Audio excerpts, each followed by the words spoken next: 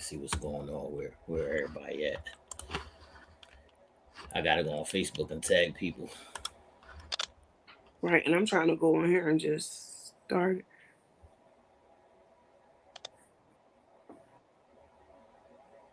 I pull my shirt down, make sure my Rasputius is not showing and shit. Hey, they gonna be like, "What the fuck was that?" That was my stomach that flipped over my fucking shirt and shit. Right. Shit, well, I can't go on my regular page. Let's see what's happening. What's up now? Oh, no, always first. Right. No, go on. No, start tagging people on Facebook now. I gotta find this shit.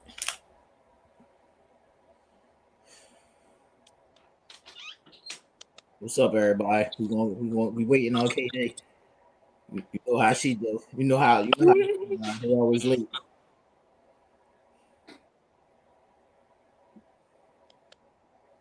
It's crazy. Where the fuck is it? It's live on YouTube already, right? Yeah.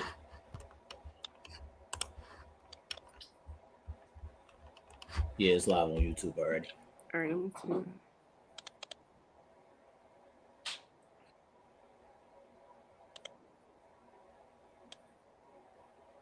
Because I'm trying to see the comments and shit now. Can you see the chat box? Man, I can't even see the page. All right, I'm tagging people now.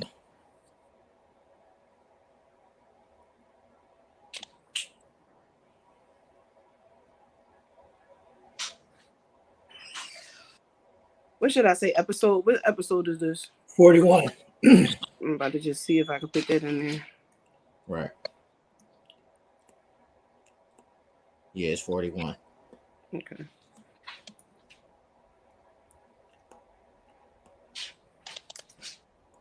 All right, whoever all on, see if y'all can like and share the video for us. What's up, Cheryl? What's up, Tara?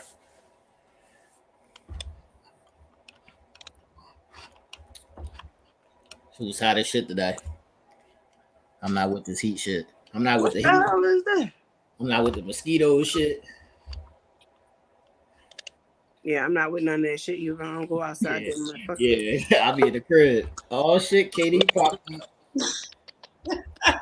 Hey, Karen. Hey, I'm so sorry, everybody. I told. Let's hear excuses, Katie. Let's hear this.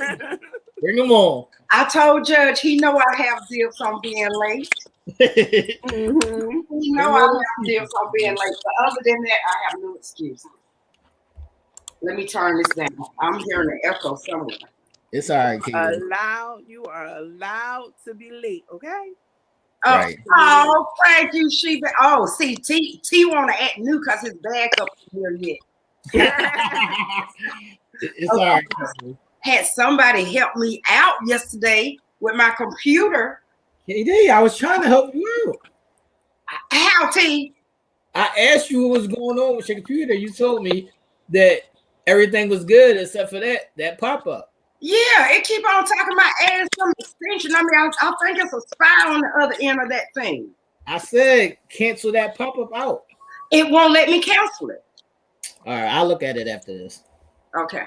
Hey, everybody. What's up? What's up? I can't see everybody, but hey. LaShawn is here. Tara's here. Hey, Nell's here. Cheryl is here. Who else is here? Say something in the comments. And y'all be sure and like under the post. I noticed on the YouTube we're getting the people, but we're only getting like 7 or 8 likes. We got to get those likes up. So thank you, Sean. To just like. Hell, they ain't got to stay and watch us. Like, let's just get our likes up. Right. If you came into our house, just say, "Oh, it was nice at your crib. Appreciate it." That's right. And as I said to the haters out there, if there's some haters out there, if you want to keep on hating on something like us, so we can keep hating on us. Right. But of course, we don't have haters out there. At least no one here. Y'all ready for the icebreaker question? Yes.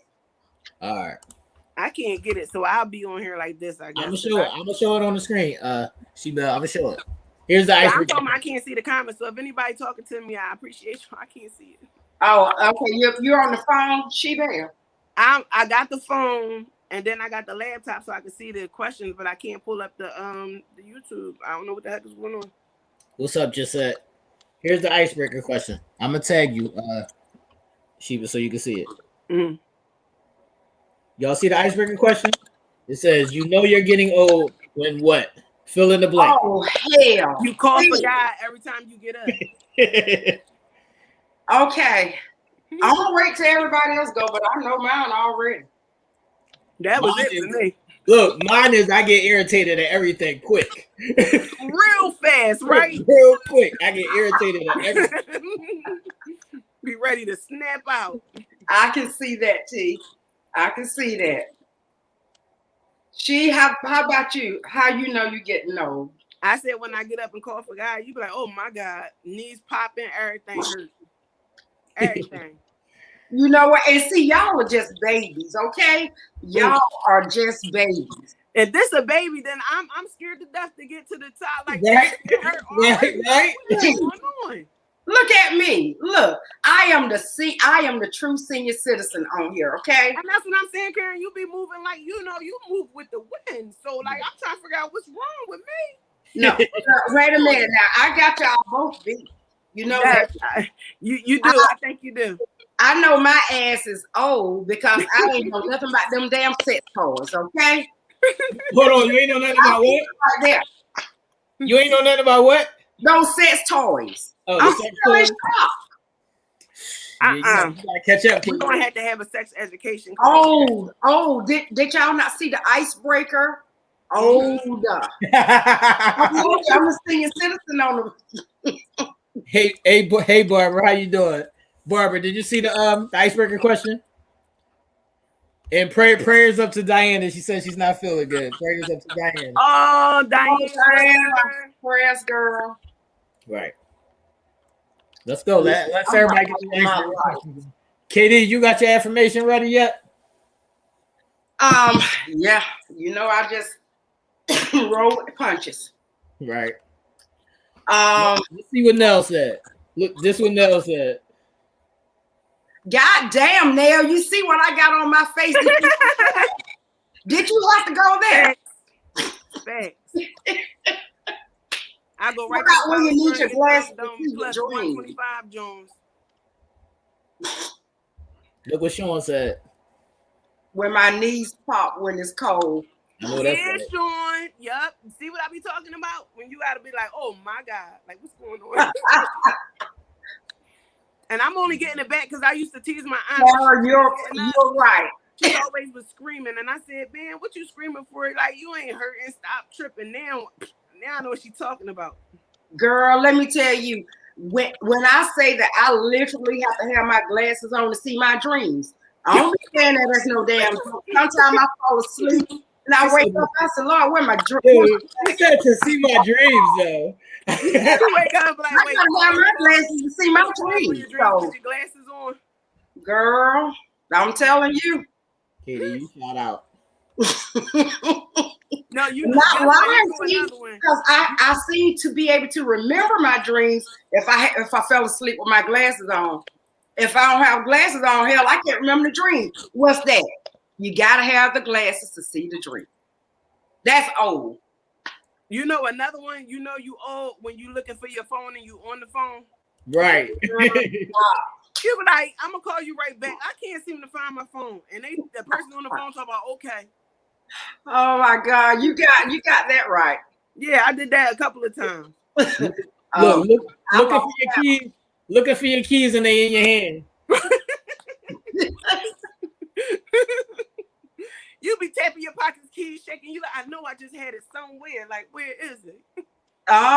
Well, see, thank God for Siri now, because I lose my phone on a constant daily. I go through the house. I say, "Hey Siri," and I just go from room to room, and I hear it beep. I mean, I be sitting up here literally cussing Siri out because she's not answering me. I be like, bitch, I know you hear me. Right. LaShawn got that right. When I get excited, there's nothing to do on the Sean, I get excited over buying new pajamas. When I get new pajamas, I'm like, oh, this gonna be feeling real good right there with that movie watch. I've been old. And that's so sad because I be hoping people don't invite me out. I'm not one of the people like if they have a party or something, I'll be happy. I'm like, yes. Like I don't want to make up a lot because I don't want to go out. I'm not interested in like, going out so much no more. Right. And also, you know you're old when you don't want to watch TV anymore. You can just stay in a house. I'm not on that yet. I'm not on that yet, KD. I'm there. Well, the only reason why my TV don't be on because I be so busy on, the phone. Yeah, well, see, that's me. Still quiet. Yeah, See, when I come in the house, I throw my phone like halfway across the room. I don't want to be bothered. I want no parts. Right. I stay on YouTube or either Pandora or something, so I have noise going on. Just, I just forget to turn the TV on. And I used to have the TV on in every room, even if I wasn't watching. Right. Damn, that bill was crazy. Huh? You said you had TV on in every room when you wasn't watching them? Uh-huh. That electric bill had to be sky high. Oh, no. No? I turn all the lights off in one room. If I had my fan and my TV on at the same time, I'm getting like $200 electric bill coming in this joint. Oh, no. Well, see, I'm never like home. One or the other. See, I'm never home, but my entire family, and I kid you not, even if I haven't watched TV all day, I'm going to turn the TV on before I go to sleep because I sleep with the TV on. Okay. And my entire family do. All right, KD, what's up? It's only you. So, as far as affirmation, y'all, when I say I do apologize for being late, and that coming part of you always put your best foot forward in everything you do. In everything you do. Now, the only thing of it is when you're constantly working, we tend to forget our loved ones. We tend to forget when we're so busy that they are needing us, that they are missing us, because we're so busy and we're in our zone that we don't stop to think, hey, somebody is needing you right here. And sometimes that somebody is your body. In my case, that's what it became to be. Thursday, Friday, and yesterday, my body was worn out. And I told myself I had to run down everything I had been doing. And I had to realize, I've been going too hard with no rest, no stop. So somebody needed me.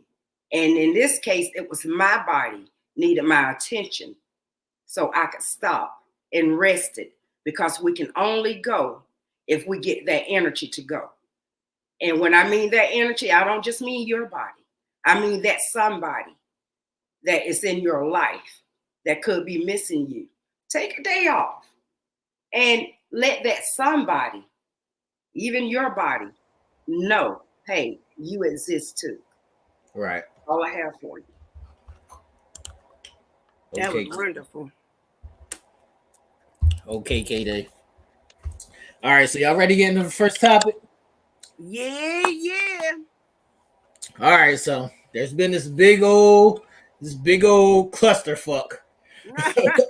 Monique made this big old clusterfuck about black women coming outside with their bonnets on and showing out and being all outside, all in the town, going to the movies, going to Walmart, going to the corner stores, going wherever, just still having their bonnet on from last night that they slept in all night.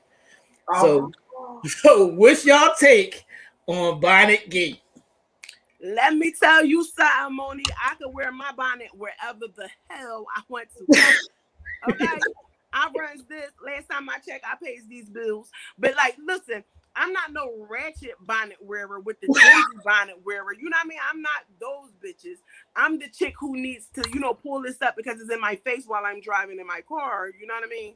And sometimes you just want to run out. Sometimes you're about to go get your hair done. You just, did what you needed to do and you had to set your bonnet real quick. It's nobody's business how you was, like, unless you're, like, out of control. Unless you want to, like, the dirty chicks that want the dingy, just looking unkept. There's a difference from looking kept with a bonnet and unkept with a bonnet. Mm-hmm. All right, Katie, what you got? Well, I mean, naturally, I don't go out like that because I wouldn't feel comfortable, but that's just me.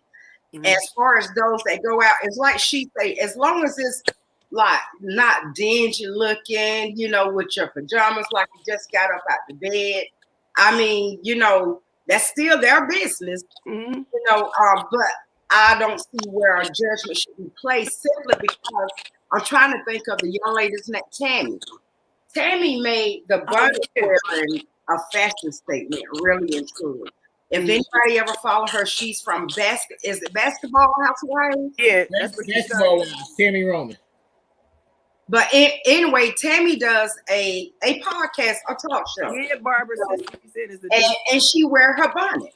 Right. And I really think that some of them are probably, looking at that as a bougie fashion statement. They go out with their bonnets on and all of that.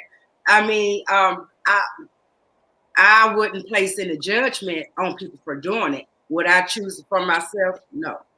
Mm-hmm. I mean, I will throw a hat on my head. Now. I will do that. I'll throw a hat on my head, but I personally would not go out with a bonnet on. I don't mind if you just making a quick run to like a quick little corner store or something like that, or even Walmart, because as of now we treat Walmart like the corner store. It definitely is. Walmart is the ghetto store. Let's be honest. Right, we treat Walmart like the corner store now. So after they done went down to 2 lines with 50 goddamn people in there, like, oh my god! Now. I mean, why are they paying those people? Really, I hate going to Walmart because I be stressed out. I always feel like I need to come out with a check coming to me. You got to go in. You got to pick up your items. You got to run your own shit through there. I mean, I'll be tired as hell when I leave and you see people who's there on the clock sitting up there laughing, kikiing, and ha-ha. I mean, so in Walmart, yeah, you'll see that, but now I bet you won't see many bonnets in Target. I bet you will. That's my store right there. I love Target. The bougie Walmart. That's the bougie Walmart. Yes. I sure will come through. I'm sorry, but I love Target. Look, I don't care if you come out in your bonnet, long as we're not at the movies and you in your bonnet. That's what we're saying. I mean, why was she carrying on so awful about it though? That's because like people get up in their element and they forget where they came from. Right. That's what I'm saying. If I'm coming home from work and I'm like, I work 2 jobs. If I'm switching jobs, I might not get a chance to comb my hair down, so I'm gonna throw my bonnet on top before I get to where I'm going next. Yeah. Or I might be wearing a bonnet for the next fucking job. It's just what it is. Well, I'm looking at this picture of her because I really did not realize who she was when I first saw her. Notice how natural her skin is looking. It's like she's coming from it in an old school way. You know what I'm saying? Now, am I not looking at this picture right? Because it looks like she should have had wore a bonnet. Now, all the cursing sister girl gone before.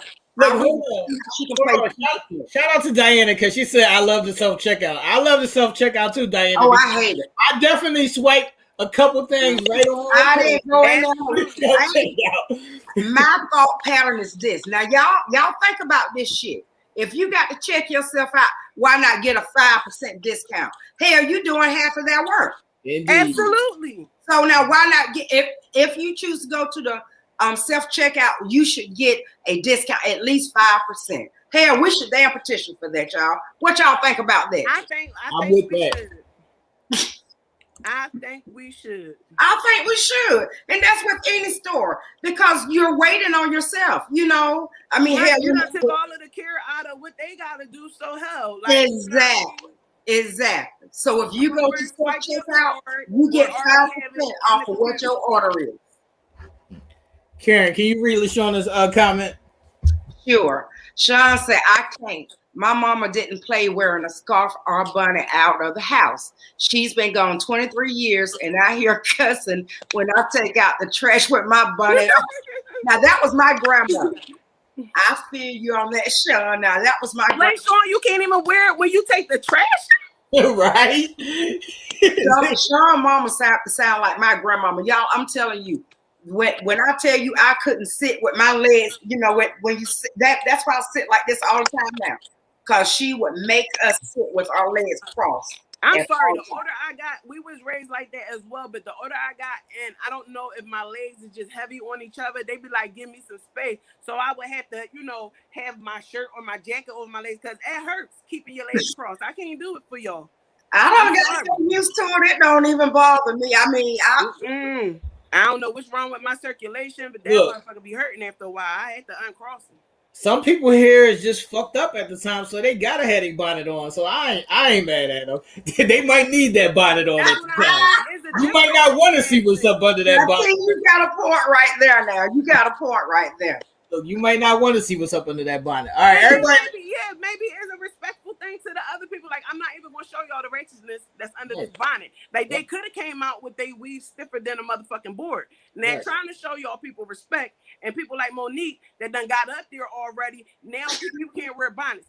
I'm sure if we had the tapes rolling when before she started, we probably would have caught her in a couple of hair scarves or a couple of cornrows that was too thick and, you know what I mean, was grown, you know, growth under her cornrows. Right. So let's not forget where we came from. True indeed. True indeed. I mean, I can't get over her appearance right here. What about it?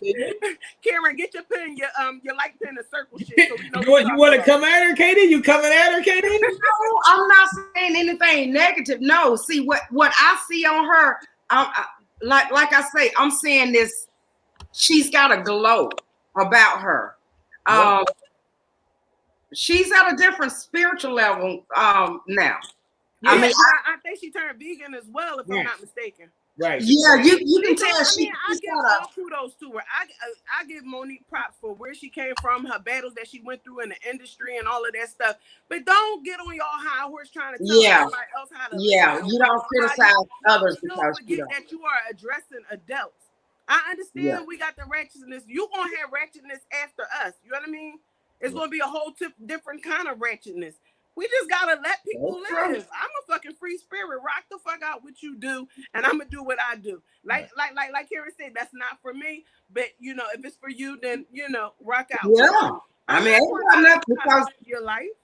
Yeah, cause I mean, you know, now there are things I go out like where other people may not find appealing. You know, so I can't down what they do when I make them that they wouldn't do. Right. I mean, hell, I was in the 7th grade in middle school. People thought that I was part of the staff because I always wore heels. They did. They totally did because I always wore pumps or heels every single day. And people would think that I was part of the damn staff. And they thought it was weird because I was, middle school. But I'm me, and I didn't give a fuck what nobody said. Absolutely. I think we all are at the stage, or should be at the stage of just not even giving a fuck anymore. And I think that's where I'm at. There you go, I think that's where there you go. Because now I'm looking for stretchy bands more than jeans. I hate a pair of fucking jeans. Where's that elastic at, please? I hate a pair of jeans. I don't want them. Pop be going crazy. He don't even like the stuff no more. Like if I buy him a pair of jeans, he'll snap. He wants sweat shorts or sweatpants, jogging pants, or something like that. And I'm the same way. People always, all y'all bitches do is wear tights, bitch. All you do is mind people's business. Excuse me. What are you talking about? All you do is mind people's business. Right. All right. Before we go to the next topic, let's see everybody in the comments say yes or no to bonnets outside. Yes or no to bonnets outside? Everybody. Yeah, let me see. Let's see what happens. Yes or no to bonnets outside? That's right. To each his own. I mean, I ain't got nothing against them. Mm-hmm. They do them. Hey, Angelia. She said yes. You don't know her new name?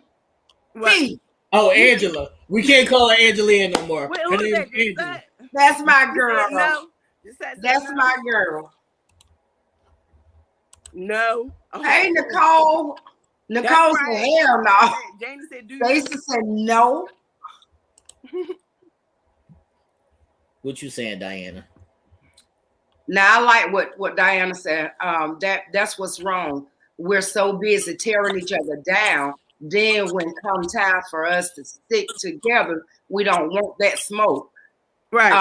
You're right about that, because look how she was being torn down. Just how long ago was that, y'all? Right, absolutely. That was like a year ago. That wasn't Talk that about it, long. Karen. Yeah, I mean, she just won.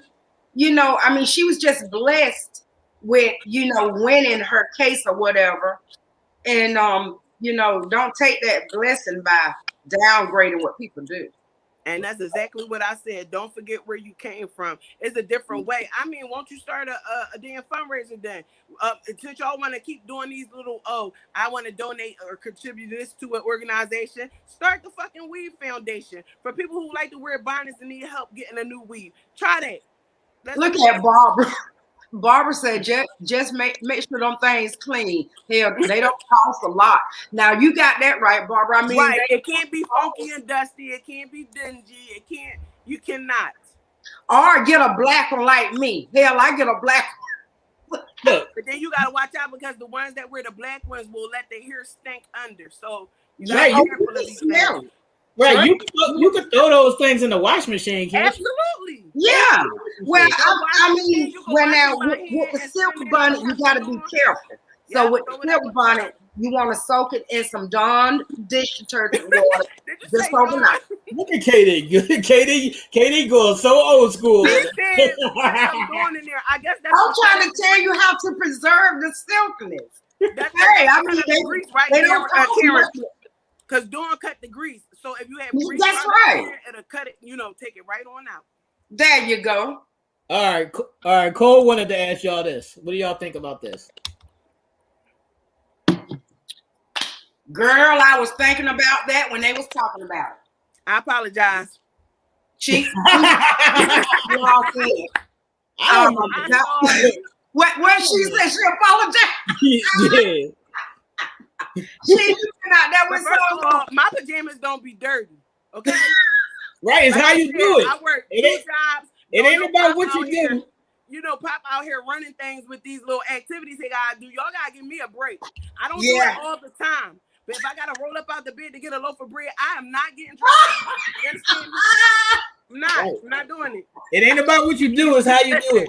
You're gonna take these pajama pants and you're gonna mind your business. Okay? Right. It's how you do it. You said she gotta roll up out the bed and go get a loaf of bread. I'm in and out. I'm not talking to nobody. I'm not, sashaying. I'm getting the bread and I'm back in the house. Now I will say I have went out in a pajama top before. I can't even lie. It looked closely like a little lounging wear, but do the whole set, KD. Go ahead, KD. Just do the whole set. KD. You might as well have it on the pants. It's okay. Right. No judgment over here. I don't judge. No judgments on. Do your thing. do your thing. All right. Any last comments before we get out of Bonnet Gate? Y'all got any last comments before we get out of Bonnet Gate? What you got, KD? Well, I mean, my last comment is, hey, if y'all want to do y'all bonnets, if they can do damn masks, why not do y'all damn bonnets, right? They ain't complaining about them damn masks. I mean, they souping that shit up and embracing those masks and everything. So y'all want to wear your bonnets, embrace your bonnets. They have designer bonnets. They sure do. They sure do. You can put your little what is that? The Chanel little pin up there if you like. Right, I'm telling you. They got the bedazzler. You can put a couple of diamonds on there if you like. Girl, what? I'm telling you. Look, don't get no thoughts running through my head, because I may just challenge that. Just go to the store in a bonnet and have that shit. Right. I'm a sparkly girl, so I'm gonna have something on my bonnet, whether it be a little initial, a little, And one thing about it, if those women are confident in themselves when they wear those bonnets, it don't matter. Because they not gonna care. Like T And said. that's what I'm saying. And I think that's the most important part is not caring. And that's what I think is my problem. I don't care about other people's opinions. I really don't care. Because at the end of the day, who are you? Mm-hmm. That's right. Like who? What's your name again? I'm sorry. I didn't know. I'm sorry. Oh Lord, Kenya, what they making outfits out of the silk PJs, red light special. Yeah, they do be wearing the silk. They do be wearing the silk pajamas outside like it's a real set though. I haven't seen that one yet. They do be doing that. That's a bit much, but they do be doing that. Excuse me. Okay, that my pajama top was silk. Oh, see, Sean said she wore them on vacation. All right. So I wore silk out. Yeah. But Karen said, "I wore my." Karen said, "Well, let me go ahead and be honest." But you couldn't tell it was pajama top. Mm-hmm. Now, what I don't like is when the girls wear the what is that pants? Everybody like wearing them underwear. Which one? I forgot it because I done got drunk, y'all. Now I'm talking about everybody want to show their bands. What's those you know them, cuz. What you talking about? The Ethicas. Oh, the Ethica draws? Is wearing them outside as just shorts. Yeah. I seen girls wearing the polo. I seen girls wearing the polo boxer briefs outside. Yeah, that's what I'm saying. And that's a little bit too much for me. But like I said, I mind my business. Look, hey cuz, I'ma look though. Absolutely. I mean, as you should. That's what it's there for. Right. I'm a look. I have a niece. I don't know if she on here. Is Lil Joe on here? I have a niece. She does that. Now, granted, she have her boyfriend's boxers on, and it's cute and all of that. But she came out one day. I said, "What the hell?" And he walked past me going to the trash can. I said, "And you okay with this shit right here?" He just threw his hands up like I see, and that's what I'm saying. They minding their business, and we should mind our business, you know. But now he did tell us this. He said she can do it as long as I'm around, but she can't do it if she's not around me. I said, but you okay with her going live like this? You do realize she be live. I mean, because some of them look like shorts or whatever like that. I'm talking about the ones who wear them up to the crack of their ass. And this was in the crack of her ass. I'm telling you. Hold on, cuz. Hold on. Under the ass part. I mean. Hold on, cuz. Can you see the print? Well, you know. Again, minding my business. Yes. It's something that you would enjoy seeing, T. I'm a look. I'm sorry. I'm a look. I mean, it's on display. I guess that's what they wearing for. They want y'all to look. But with that being said, making me look too. I'd be like, what the fuck? Yeah, but with that being said, my niece is popping. When I say popping, sister girl is popping with the hair. You know what I'm saying? Yeah, that's what I'm saying. When I'm saying like, she's got it going on. I'm like, and she and he, they are so much in love. It be his boxers, and she have, these are my baby. I mean, she let him know right quick whose that is. And he be with her. He be holding on to her. I'm like, why though? You spraying this girl cheeks on? Don't you know somebody looking? Spraying her cheeks where, Karen? Outside. He rubbing on her. He'll put his hands on her butt. You said they go live. What show is that? What show is that? I have to do some investigating. Now, what show is this? No, this is her live. They be, like kissy, huggy, but she would have his clothes on, his boxers. Right. Because she got the banging body and all of that. I mean, she got it going on. Look, Katie, if you got it, you good. Hey, that's what I'm saying. She got it going on. I'm saying, like, rock out. Hey. Yeah, if you got it, you good. All right, y'all. Let's move on to the next topic. I don't know if Katie caught up on the Shy yet or not. I don't know who all caught up on the Shy yet. Let's see if everybody caught up to the Shy yet. I just caught up. I haven't seen. I know y'all late and shit. Let's see who all caught up on. I'm trying to wait for Judge. I may have to excuse myself. Wait 1 second. Let me see. Okay, then you need to hear this shit. No,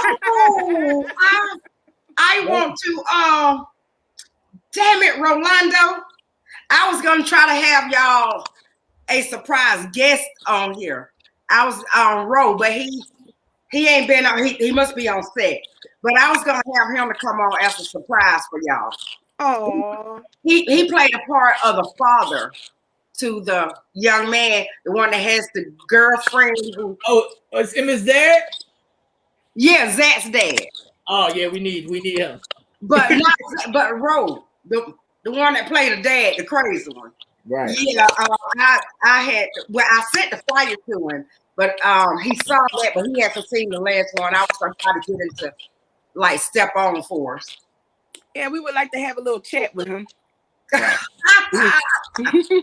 right, everybody. Let me get a background on this. All right, so on the Shy, it's this couple where the guy used to be a low down dirty dog, as y'all would call him. Y'all would call him a low down dirty dog. Yes. And he was running around, smashing and dashing, and he got a baby over here, baby over there. He was doing his thing. But then he got his act together, and they settled down, and they got married. But this one particular instance, he didn't tell her about. This one thing. She befriended the girl. Her and the girl is cool. The girl now messes with his dad. It's a whole lot of shit going on. See, I can't listen to this. KD, you gotta listen to this shit. It's fucking amazing. This shit right here is fucking amazing. I don't want to know yet. Because see, I see it. I don't want to know what happened yet. I got to watch it. Look, KD. I tried. KD, this shit right here is fucking amazing. Listen. It definitely is. So he told on himself, but he tells the girl about how he smashed his coworker. So the girl's finally fed up with his shit, and she goes and she cheats back. Not with the dad. Not with the dad. With one of her customers. She goes and she cheats back. Oh my God. I tell you, she came home, told him about it. She said, yeah, she came and she came home talking shit. Look, damn. Not only did she cheat back, she came home talking shit about the cheat back. So now the question is, do you think she was justified in cheating back? And where do we go from here? I'm gonna go first. It's on you, cuz. Okay, so yes, I think she was justified for that because she went through a lot of shit with him. Even though I'm not with the back and forth, but is that at some point you get fed up? She was in the house with this girl. She was sitting on the couch with this girl, fucking getting ready to start a business with this girl. I can see how it was eating him up. Like I have to tell her, like he was literally getting sick. This nigga. Hold on, cuz. So do you think he should have told her? I mean, he should have told her in the beginning to get everything out the way. You settled down and stuff. Yeah. You might as well have got that out the way a long time ago before y'all got married. I feel as though that's the thing. You like, look, babe, I did a lot of shit, and it's like, you know what I mean? But you gotta let people have their own choices. You can't marry me and then be like, oh, I did this, and think you're not gonna get that ass tapped for that. I mean, some people might let it go. All right, cuz. So where do we go from here? I'm gonna let you suffer for a little bit, and then we can go back. We can go back. Damn, the suffering has begun. Oh yeah, the suffering has begun, but that lets you sit there and the way his stomach was hurting when we were talking about it earlier. That's how her stomach hurted when he was in the home. You know, when you're doing something, you got that connection to that person, so you like your stomach hurt pain. You like, oh, this nigga out there doing something. You just feel it. No feelings be wrong as hell. Don't trust that. All right, let's everybody welcome Judge. Everybody welcome Judge to the show because he's late to the party. Glad to be here with y'all. What's up, man? You know I got. How you doing? Before I ask you a question, how you doing? I'm good, brother. Thank you for asking, man. Just busy. Came straight from practice just to be here with y'all. So I told him you was gonna come back talking about how your knees hurt. Right. No, I'm good actually. I'm good. Okay. Well, let's go, brother. All right. Now and Judge, here's the question. After she cheated back, what's up? Yo, all right. I think I'm gonna be on my own with this, but I think she was wrong. All right. And I'm gonna tell you why. Because all that shit happened before they got married. Now he was wrong for not telling her. Definitely he was wrong. But I think once they got married, to me that should have been a clean slate. It's kind of almost like she wanted to do that shit anyway, and I think they should. Oh no, brother, no. No, brother, no. Not fair. She was sitting on the couch with this female, about to go into business with this female. I said she was wrong though. I mean, at that point, just leave him then. But you gotta find out where our mental break is at. You gotta remember, in the beginning, before they got married, he was doing all of this stuff, and she didn't do nothing about it. Like, she's like, all right, whatever. Like, I'm gonna let that go. That's a mental issue. You know what I mean? That plays on your mental.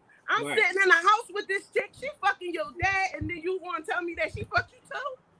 Right. You lucky she didn't jump up and black out and beat the shit out you up in there. Right, Judge. Look, Judge. So you don't think got some head? So you know what I mean? No, she got more than some head. Look, she got two heads. She got. Judge, do you think he should have told her? Do I think she should have told him? No. Do you think he should have told her? He probably shouldn't have, but at the end of the day, he couldn't sleep, he couldn't eat. He did what he thought was right, and I mean, can't nobody justify. You know, you gotta be able to accept what comes with the consequences with that. All right, now what's up, Nell? What's up? I'm wrong. We doing female, male. Now I need. Oh, my bad, Katie. I thought you wanted to get caught up first, but go ahead, Katie. What you got? No, I mean you I know the storyline because I have watched the first one. All right, go ahead, Katie. What's up? Like she said, you know, this girl done been in this woman's house, sitting up here planning a business with her. You know what I'm saying? And I mean, was she justified? I cannot say she was. Would I have done the same? Hell yeah. Because when you mad, you're gonna react to stuff like that. Like she say, she don't take a lot of shit off this. Okay, so cheating is the proper form of revenge. Like, it was nothing else you could do. No. I'm saying I don't think she was right. I'm not saying that was right. But you said you would have did it too, right? I know I would have. Okay. She said, I know I would have. So you justify the cheating, man. But this is why. See, she's fed up with him, but she still love him because she wanted to hurt him. Now, if she didn't love him no more, then yeah, she would have walked off. She wouldn't have said a thing to him.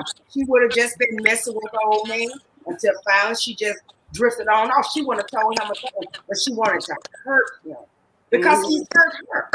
Right. So yeah, now he had to tell it. Hell, look how his daddy was throwing hands and playing that movie, Fatal Attraction and shit. You know, I mean, his dad leak out. Eventually, dad set him up. Yeah, so he had to tell her, but he should have told her before they got married. I mean, he should have. I agree. But that's a female. When a female is hurt that bad, yeah, we gonna hurt to the core, and we know nothing hurt worse than to cheat. All right, now what you got? As much as I want to go left, I'm gonna go straight down the middle. I mean, it was justified because, I mean, she did what she wanted to do. She took that information and she took advantage of it. He took advantage of the situation beforehand, and it was her time to play the game. So she did what she wanted to do. But as it all played out, you can see she wanted to take it a little further. So, you know what I mean? Because she now wants to take it a whole different step. Because he felt bad about it, you know what I mean? He had his conscience stepped in, and he felt compelled to say something to her, like, "Yo, I did this. It's eating at me." Mm-hmm. And then she went right for custom. All right, hold on there. Let me get into that. All right, so here's the kicker now. Here we are now. She comes home and she tells him that she loved it. She wants to continue to fuck other people, and she wants them to be in an open marriage. So now, where do we go from here, panel? Y'all thoughts on that? Listen, I'm going to tell you, this is the reason why a woman, when we nag, when we cry, and we tell y'all to stop, don't do this, when a woman goes numb, you understand what I'm saying? It's a That's wrap. the last straw when you go numb. It's a wrap. Or if that was me in that situation, that is the ultimate betrayal. It is. You got me sitting next to a chick that banged everybody in the room, you know what I mean? And I'm sitting here, we over here giggling, laughing, and joking, and the whole time you knowing in your mind before you took me as your wife that you screwed her. That's something you could have said to me. So at that point, I could feel her. It was a break. You know what I mean? That's the reason why we stay with y'all and we don't cheat. Because we know what we can do. If we go out there and get dick, we know the shit gonna be good too. And we gonna go get some more dick. Hold on, She-Belle. It's not always gonna be good too. It's not always gonna be good too, She-Belle. Listen, it was good to me. I don't know about nobody else. Oh, holy shit. Damn, she said it was good to me and she drunk her drink. Hey, listen. Hey, hold up. Time out. That's what I be saying though. When women, you know what I mean, when we talk to y'all over and over again, when a woman becomes silent in a relationship is when y'all should really, you know what I mean, should wonder. Because it ain't too much more after that. I mean, you take a lot. She-Belle, I just got this one question for you. Like, so the fact that all that happened prior to the marriage, it doesn't mean anything. Just curious. I mean, if we get married, that's not a clean slate. Well, it would have been if you would have cleaned the slate by telling me before we got married. Okay. That cleaned the slate. That ain't easy to do, but I got you. Right, because you know what I mean. We putting everything like when you get married to somebody, you letting them know you taking me naked. We going into this thing a new body together. You understand what I'm saying? Right. You know, if you feel as though it's something that bad that you can't tell her, then you shouldn't get married to her because she's your best friend, right? She your partner in life. This is the person you're going through life with. So I don't give a fuck how bad it hurt. You should be able to find that place where you could tell her that. Don't have no woman that you screw sitting next to your woman and she know about it and your woman don't know about it. Disrespectful. So, go ahead now. Where do we go from here now? Are you cool? Are you cool with open marriage now? Hold on, now you're on mute. All right, go ahead. I'm not cool with open marriage. I do understand where she felt though she had to get her revenge or she had to get validation. But then at that moment, you know what I mean? You did what you did. I did what I did. Now let's move forward. If we choose to move forward without all the extraness, that's what we decide to do. But I'm not for no open marriage. Because you know what's going to happen? What's going to happen is we can agree to an open marriage, but you're going to be the one upset at the end because you're going to know how I do you and then how I did her. Or I'm out and you want me to be there with you and I'm out with shorty, right? So women are more emotional than men are. We physical, yeah, don't get it twisted like braids. We do get emotional. We get very emotional as well. But our emotions lead us to do physical things versus a woman's emotion leads her to be extra emotional. So when does it become a point where, damn, now I'm out there too much, right? And then she's starting to catch feelings like, damn, you were shorty too much. That's the problem I got, like, because it becomes a big problem. But I don't want no open marriage. I just want one chick. I'm putting a public disclaimer out there. The moment I step in front of God and say, "Yo, this is I don't want to fuck with nobody else." I'm all about an open marriage. I'm gonna open somebody's shit to the white meat. That's about it. I'm gonna bust your goddamn head wide open. Listen, you ain't gonna nail my wife. Fuck no, nah. But can I ask the question real quick? How would y'all feel if it was in reverse and it was y'all sitting on the couch with somebody? I would leave. You know what I mean? Like, we just don't got to be together. That's it. What if Big Josh, when you said it before, it was like that shouldn't have happened when it was in her when it happened. Okay, hold on. Oh, but if she nailed somebody before we got married, right? If the roles was reversed, right? And you were sitting on the couch with this dude, talking to this dude, high-fiving this dude in the kitchen, and he was all up in your wife's box. Damn, that's fucked up. Right, you see what I'm saying? All right, hold on, let me think. I would constitute going to cheat back, because at that point, I don't, and that just kind of corny. Either you going to accept it and move or you ain't. This is now you got to also mind you, they're like 20 something. Now this is a 43-year-old man talking that have been through some things. So at 20, that's kind of, we got to look at it from that perspective too. Right. To answer your question, Sheba, I think I would have forgave her. I don't even know if I would even went out there and try to match her, because it's now extra layers on top of that. Right. It's just too much getting involved, because what's going to happen if that guy that she slept with catches feelings for her? Right. Now, we got beef. We got some problem. Now We got you a got a problem, bigger family than right? you had before. Because she went somewhere where it was comfortable. She went somewhere to someone who already had feelings for her, already liked her, already was willing to do whatever to get that. That's right. Now that he's gotten it, he got that taste, he's going to want to continue to keep that taste. That's right. Now, me as her husband is feeling some type of way, whatever the case may be. Now, I'm still in the picture. He wants to be the picture. Now was the issue. Mm-hmm. Revenge is cool up until the time when things got to get checked. Now shit got to get real. And what happens when shit get real? Somebody gets lost in the situation. Hey, Nell. It's always the person that. Now, just let me say this, because you made a. Lo and behold, this weekend, somebody down here got involved in a situation like that, and I can't get too involved in it, but somebody lost their life over, and it was and the dudes, they was beefing. It started out as a fight. Somebody pulled out. That's how, like you said, I don't know who really was or whatever, but somebody gone away from here. Both, they shot each other, and one dude about to go to jail for murder. Well, he probably in jail because he out after surgery.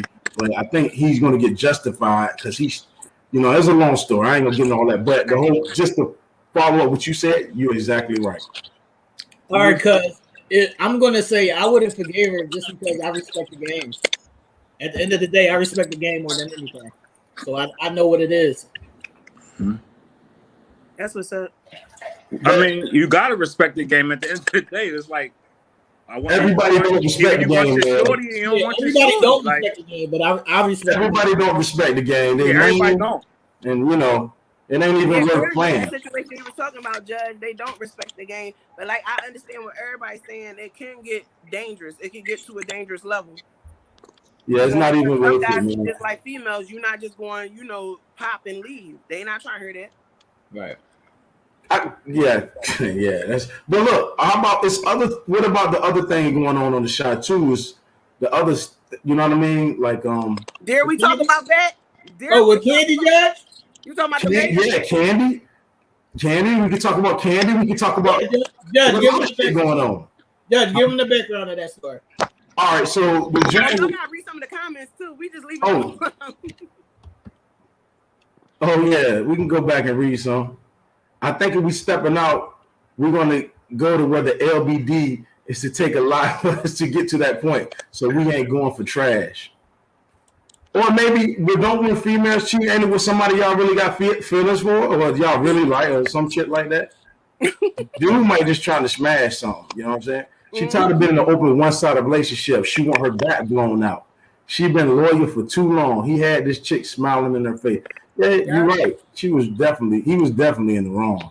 You know what I mean? Was they? I guess ain't no getting around that. Just got to be more careful.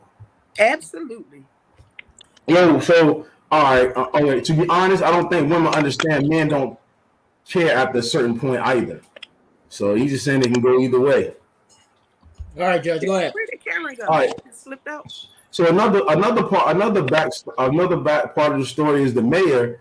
He's married to Candy, that's his wife, and some chemistry been building up with this other lady who runs a program, and you can see their chemistry. They kind of feeling each other. So boom, the scene finally happens. You know what I'm saying? That they get along and. You know what I'm saying? It's about to go down. I mean, they're in a little penthouse joint with windows. Now, this is the mayor. I'm sitting like, damn, they about to do it right in the open. You know what I'm saying? So they getting into it. Next thing you know, the key come. The key, you hear the keys coming through the door. You know what I mean? It's Candy walking in. So you would think that when she see her husband about to nail this chick, that she gonna black out. She sits there and tell the girl, oh, no, I enjoy watching. It sits on the couch and crosses her leg and actually starts to get horny about it. And they just keep going at the girls. They stop for a second, and the girl just start going at it. You know what I'm saying? So, Baby. What's up, Nell? We already know Candy. We already know Candy. Candy is Candy coated nights. Yes. She's a hot tamale. So hey, this is also TV too. Hold on. Yeah, absolutely. So let me ask y'all a question. So, are y'all opposed to somebody watching? Hell no. Well, that question ain't for me. The way Candy set shop up, I like to flip backwards in my chair. Like that was the most intense, like lavish shit I ever seen in my life. And for the lady, she sharing her husband and shit, like, but for her to like grip him up again, like she said, let's keep going. And I'm like, that's him. Right. I'm all into it, y'all. Man, That was like an intense thing. I don't care what nobody say. Everybody had to feel something in their loins. No, it wasn't that deep, Sheba. You just a Scorpio. Goddamn. Hey, listen, I'm with you, cuz. Okay, thanks. No, it's just you, Sheba. The wind blowing, y'all nipples get hard. Scorpios are off the chain. No, because he with me. No, he with us, he's not with us. He's just a freak boy. He wanna be excited anyway. Well, that is my cousin, Yeah, no, it was good though. It was good to see her sit back on the couch and like bite her lip after watching. Right. It was pretty good. She didn't come in ready to box. She didn't come in. She said, "Continue."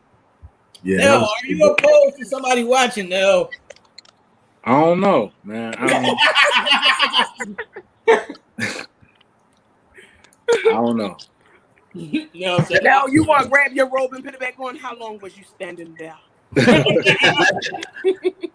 I don't know. They get crazy in the bedroom, y'all. That's what I'm saying, though. You might want to join in, Nell. She might want to join in. Yeah. They had the right person for that part. Candy was definitely the right person. They got the right person. Hey, yo, we got 16 people, 17 people watching. Please, everybody, make sure y'all like the podcast. There you go. Hey, Karen. You know what I mean? We need all those likes. KD, what's up, KD? You didn't give us your thoughts yet, KD. She didn't want to hear it. Hold on, KD. You want me to move? Okay, I had to go off because I had to tag a bunch of people. So if some more y'all get on here, I see one got on here, Hayla Joe, but I just tagged a whole bunch of y'all that was on here. I just went down my list tagging people. So if y'all got another invite, hey, that just means you're even more welcome. Appreciate it. Yes, indeed. All right, Judge. Give KD the question, Judge. All right, KD. So it was a scene in The Chi where, you know what I'm saying? I know you got to get caught up, but the mayor was basically smashing the young lady. He was getting ready to smash the young lady that runs the little program, the one that got a little chemistry. I think her name Natalie. I don't remember her name. Tracy, I think Tracy. Tracy, that's her name, Tracy. Yeah, so they finally got alone in his penthouse, and they was good to nail, you know what I mean, against the glass, and the Candy walks in. What would you have did if you walked in and saw your husband get ready to smash another woman? What would you have done? Well, she knew though. Yeah, she knew. They don't have the traditional marriage, right? So I mean, he told her that he wanted this girl. I know the girl you're talking about. So they don't have the traditional marriage, but I know she still had to be hurt because I saw how she looked when the girl, when she realized that he does want the girl. Well, you need to watch the show because when she walked in, she sat on the couch. She ain't fussed. Yeah, she started licking her lips and told the girl, "I like to watch." Yeah, she was turned on, Karen. She got turned on. Yeah, she's gay on there. Y'all didn't know that. No, I knew that. Yeah, she's bi on there. So yeah, I mean, he told her that he want her in their bed. So, I mean, hey. Now if y'all trying to say on the side, do you think Candace like that in real life? She is. I think she is. No, she is, Karen. Them damn toys popping. Has an open marriage, like they different women in their bedroom. Yeah. No. Damn, somewhere. They But got open marriage too. Her and Todd got an open marriage. yeah, Damn. yeah. But now, as far as like, had it been a traditional marriage, and I walked in and caught that shit, well, I would have started damn slicing. Or well, you know what? Knowing me, I probably would have set the bed on fire. All right, KD. Now you got to be the other woman now, KD. Now what? You the other woman, and she says, "Go ahead, you can have him." Do you continue on and let her watch? Oh hell no! She ain't finna help me. No. Okay. Well, you say I can finish this up. You know it's feeling all good. You want to keep going anyway? Okay, bitch, you gonna have to step out the room a minute. Yeah. You got some audacity. Well, and she's playing okay, and you enjoying the moment day and night. Don't come messing up my good time. Oh, she ain't messing up. She ain't bothering you. She just watching. That's messing up my damn vibe. I don't need no extra set of eyes. She gonna help they get didn't the even leg know up. she was back there until she said something. She said, "Oh, well, I wasn't invited to the party." They didn't even know. Right. So did Tracy continue after she said that? Yes, she did. Oh, Her well, husband Tracy was got about some to of walk her away, then. and the other lady gripped him up like, "No," she said, "We can finish." Right. The guy stopped, but the girl pulled him closer and said, "Let's go finish this shit." She want her then. It's coming. Yeah, but he tickled her with his voice a long time ago. She felt that, you know what I mean, with him a long time ago. So she was like willing to smash anyway. She didn't care how she smashed it. She didn't care. What was that Troy said, y'all? He said it all boils down to your mindset. I have no patience for BS. I don't care how sexy, beautiful, or established shorty is. I demand honesty and respect honesty as well. Now, which one you talking about, Troy? I don't know which one. We left you back at yeah, I think Troy is back at the other one. we left him back at Tiff and what's your boy name? Zach. No, what's your boy name? They got all the girls. What's his name? What's his name, T? The Shy. Zach. What's the dude name, T? They got all the damn kids. Oh, Emmett. Emmett. Well, whose name's Zach? Nobody ain't named that. Nobody named Zach. Hell, I heard you call somebody named Zach. No, Zach is on Saved by the Bell. Hey, what y'all think about the? I think the girl gonna keep the baby. That's what I think. I think so too. Yeah. I think so too. Yeah, she gonna definitely keep the baby. All right, and what y'all? What about Kevin wilding out with the drugs and having sex and everything? I was kind of mad. I'm like, this damn little boy getting action and they ain't getting on. What the hell? Yeah, he shot somebody, Karen. He deserves to get some pussy. He shot somebody. And hell, I don't deserve it. Damn, I went through hell for you. Damn, T, that was brutal. It is what it is, man. He shot somebody. He deserved to get some pussy. Hey, but I think that's really honestly, I respect the writing of the show in that aspect because this is actually what happens to teenagers in the inner city. You know what I mean? We talking about drinking at 15, 16, we do that. Smoking weed 15, 16, we do that. Having sex, sneaking in and out of the windows, we do that. I really honestly they got to be in the city for that. And you know, I never saw a show that was like this compared to The Wire. The Wire was like real facts going on too. And when I watched the show was just like that. It's like regular everyday stuff. So when I saw them doing all that, I'm cracking up because I remember this time when we were still in joints out the ashtrays when my aunt and them used to fall asleep. We all did the same thing, same exact thing. But I think his best friend about to start smashing his girl. I think his best friend about to start smashing his girl. Oh my God. Oh yeah, right. Because they ran out to school together, and they was like, I said they getting too close. Yeah, because you see the way when he said he'd come on the show, the way she looked at him, it was kind of weird, and she didn't answer his phone calls. Right, and she started not answering his phone calls too. Yeah, she stopped. Y'all know that I'm trying to get on that show, right? You trying to get on that, Karen? Yeah.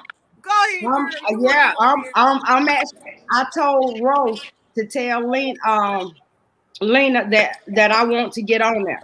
So if I do, now y'all gonna have to pool in some money to pay for my plane ticket out there. Girl, we going Because to go Hey, first. you gonna make it happen. Come on, let's go. because I would have to get myself there. But yeah, I'm trying to get on there. That's light. We got you. Well, as a young person at 22 years old, I made sure I done my drinking and etc. When I turned. Oh, so you ain't start drinking till you was 21? That's what you saying? That's my niece. That's my baby. Oh, she just saying that because you up Oh, here. No. I can tell you now. She's right. She's right because that's her mama, Lil Joe. She's right. Yeah, she ain't telling y'all the truth. She snuck a drink or two. She No, ain't start. I mean now my baby don't hide from us what she does. I'm just. my mama didn't think I was hiding either, Karen. Hey KK, my baby is here. Auntie, love you. Auntie, You listen, KK. I was just talking about you earlier in the show. You were drinking Mad Dog 2020 sneaking. Kay, you didn't do that, did you? She said, Karen trying to give her a beating right here on the show. And she like, and she was right. She's right, because Lil Joe would have killed her dead on track. That's what she said. And if Lil Joe didn't get her, I would have got her. Hey T, it's mighty funny that why would you even come up here and say, nope, I didn't take a drink till I was 22 years old. You was legal at 21. I'll leave my baby alone. She didn't drink until she was 21. Of course, she do turn up now. Listen, when we was younger, we was allowed to have a sip of wine. Our parents was having a good time and stuff. Like, well, see, this is why we didn't. You always, man, it was always like that. It wasn't like, you know, they was getting us drunk, but they would always say, go ahead, take a sip. But this is why we didn't do it in our family. And the only reason we didn't, because we always thought if something happened to the child and the child had to go to the hospital and they smell alcohol on the breath, then they come to take that child, because we know of that happening to a family. So that was our thought pattern on that. hey Karen, what we used to do in the hood, go sit your little ass down. And you going to sleep it off. That's what our parents used to tell us. Go sit your little ass down. You be all right. Now my daddy gave it to us. If you hit your head, but you ain't going to the hospital. Right. My daddy, he gave it to us just to make us sick. He gave it to us to make us sick so that we wouldn't want it anymore. It worked with me. Oh, hell no. Damn. It worked with me. I can't stand the taste of beer. Let's wrap this up, Judge. Okay, yeah. Hold on, one more. The lady found out she finally gets love in her life. You know what I mean? Finally, she's been looking. The young guy was blowing her back out, the masseuse. Oh yeah. He let her know she loved. He really cared about her. And now, and isn't this really indicative of life, man? It was one of those things we say, if it ain't one thing, it's another. You know what I'm saying? It's like a situation where as soon as you get some money, your damn car check engine light come on, right? Hell yeah. As soon as she finds love, she finds out that she has breast cancer. You know what I'm saying? And it's hard on her.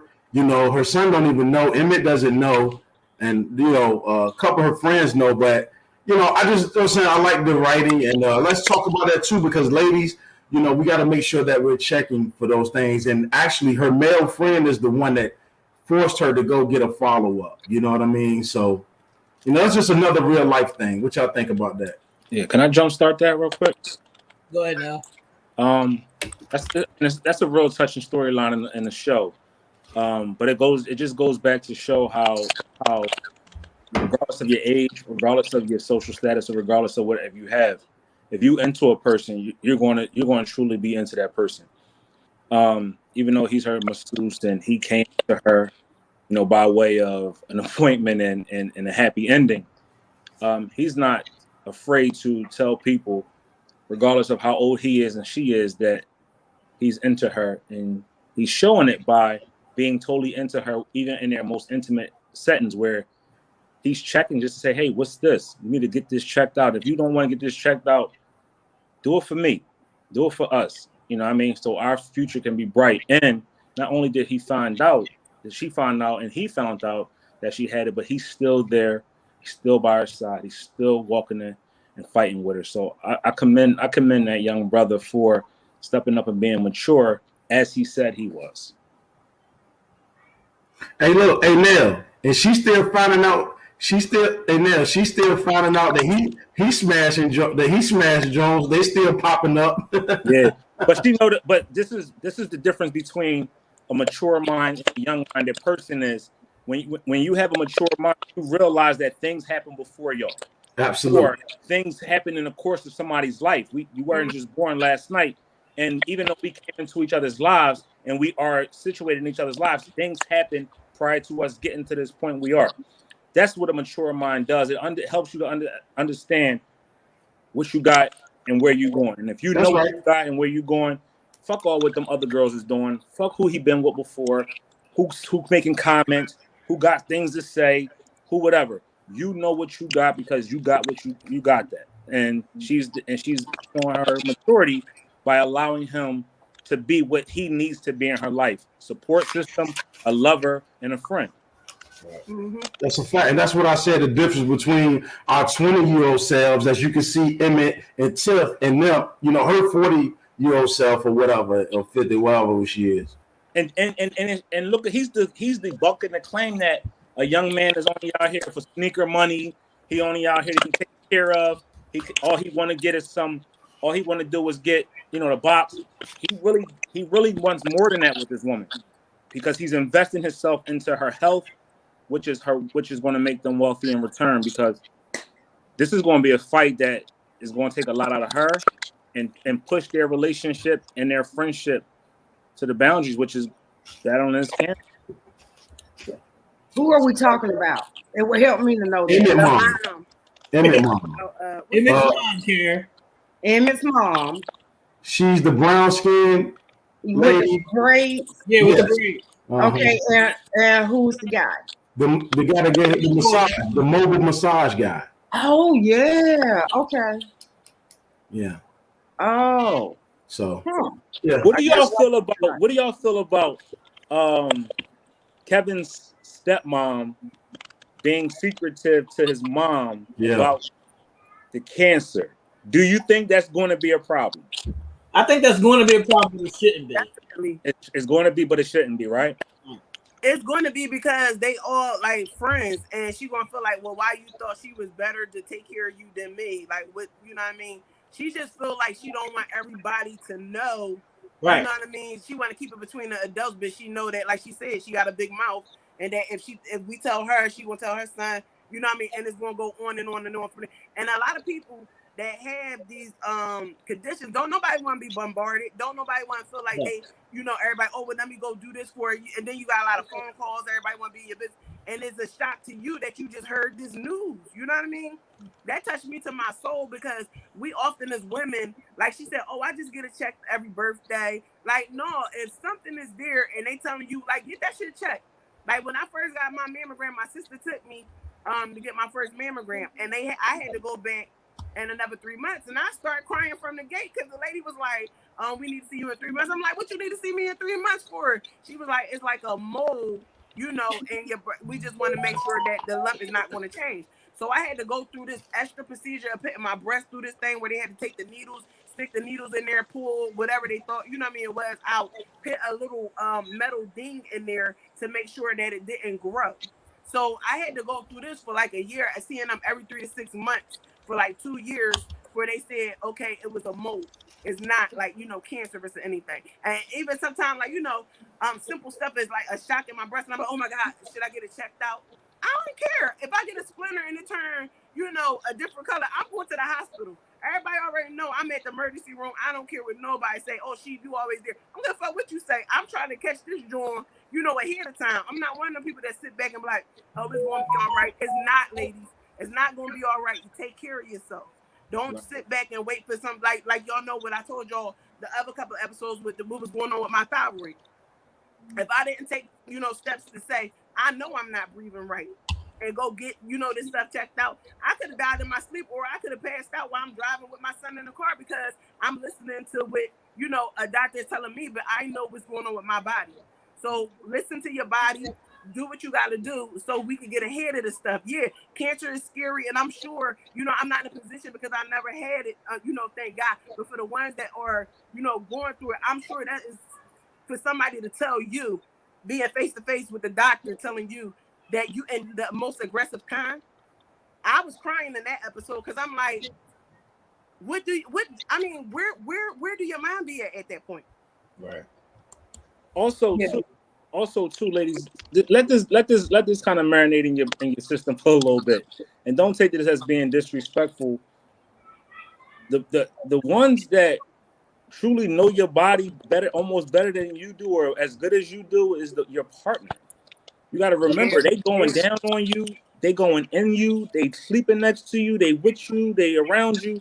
If the slightest little smell that's off, that ain't used to been there, is an eye opening to that person. If they mention it to you, you might want to see about that, because other than yourself, they are the person that kind of is the most in tune with you, just like you is. You know what I mean? They inside. I'm just saying though, you never know. You laughing for Man can pick up, or man can pick up when his woman ain't right.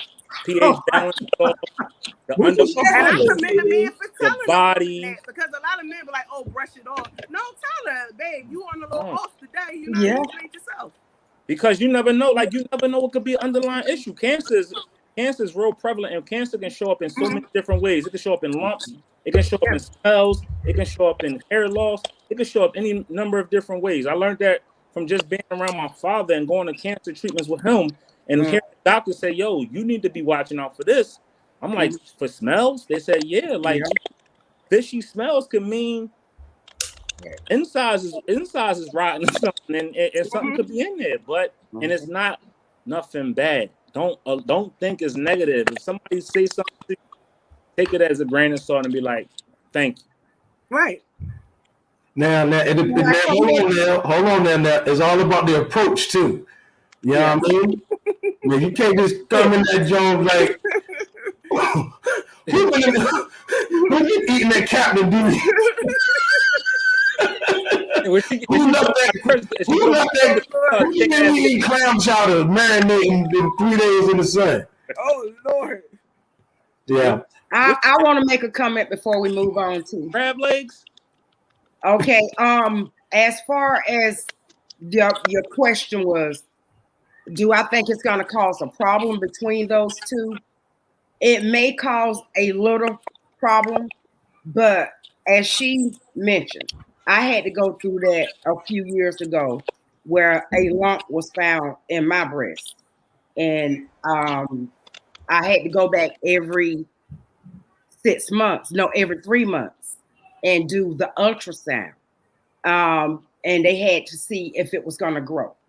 Now,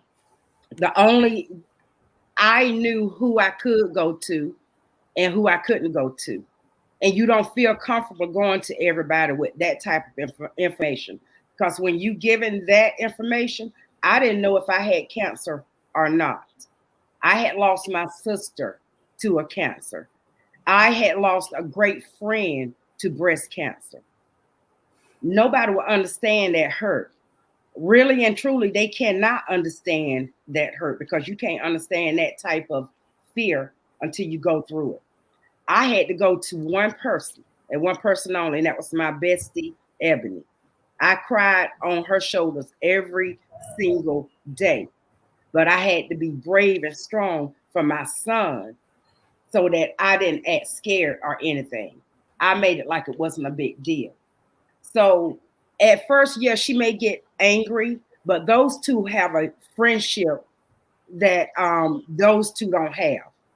And I think once she explained to her that she had to go to her and talk to her, she may understand. If not, then yeah, it's going to cause a problem because that friend is not going to care because she went to her for a reason because she knows she can go to her.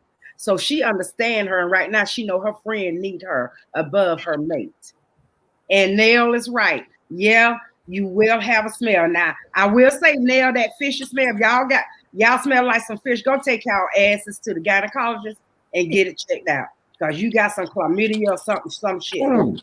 Now you can smell your own self. You can smell your own self.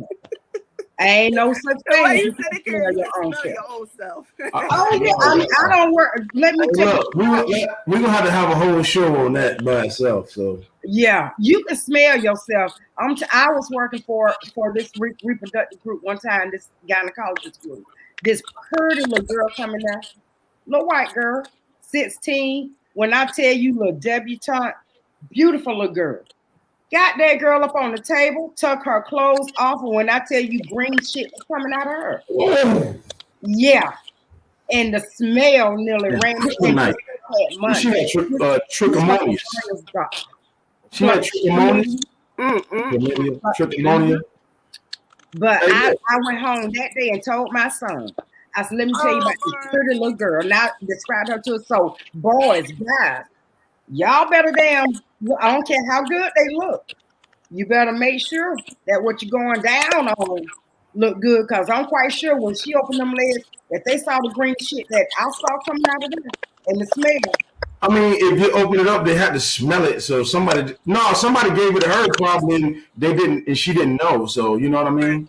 She got set up. She knew something was wrong with herself. Yeah, that's why she went to the doctor, Karen. But I'm saying, she probably ain't get a chance. Somebody gave it to her. That's why she went to the doctor. Yeah, because she came there without her parents' knowledge because she knew someone who worked there, and she didn't want her parents to know. Somebody set her up. But anyway, we got to move on, y'all. But I just want to, as far as the shy, I mean, I'm thinking the writing, and I'll say, like, even looking at it, like, I know I was 12 years old. I was toting guns and stuff like that. So I can relate to a lot of the stuff that they got going on. I think we can agree that the writing is good.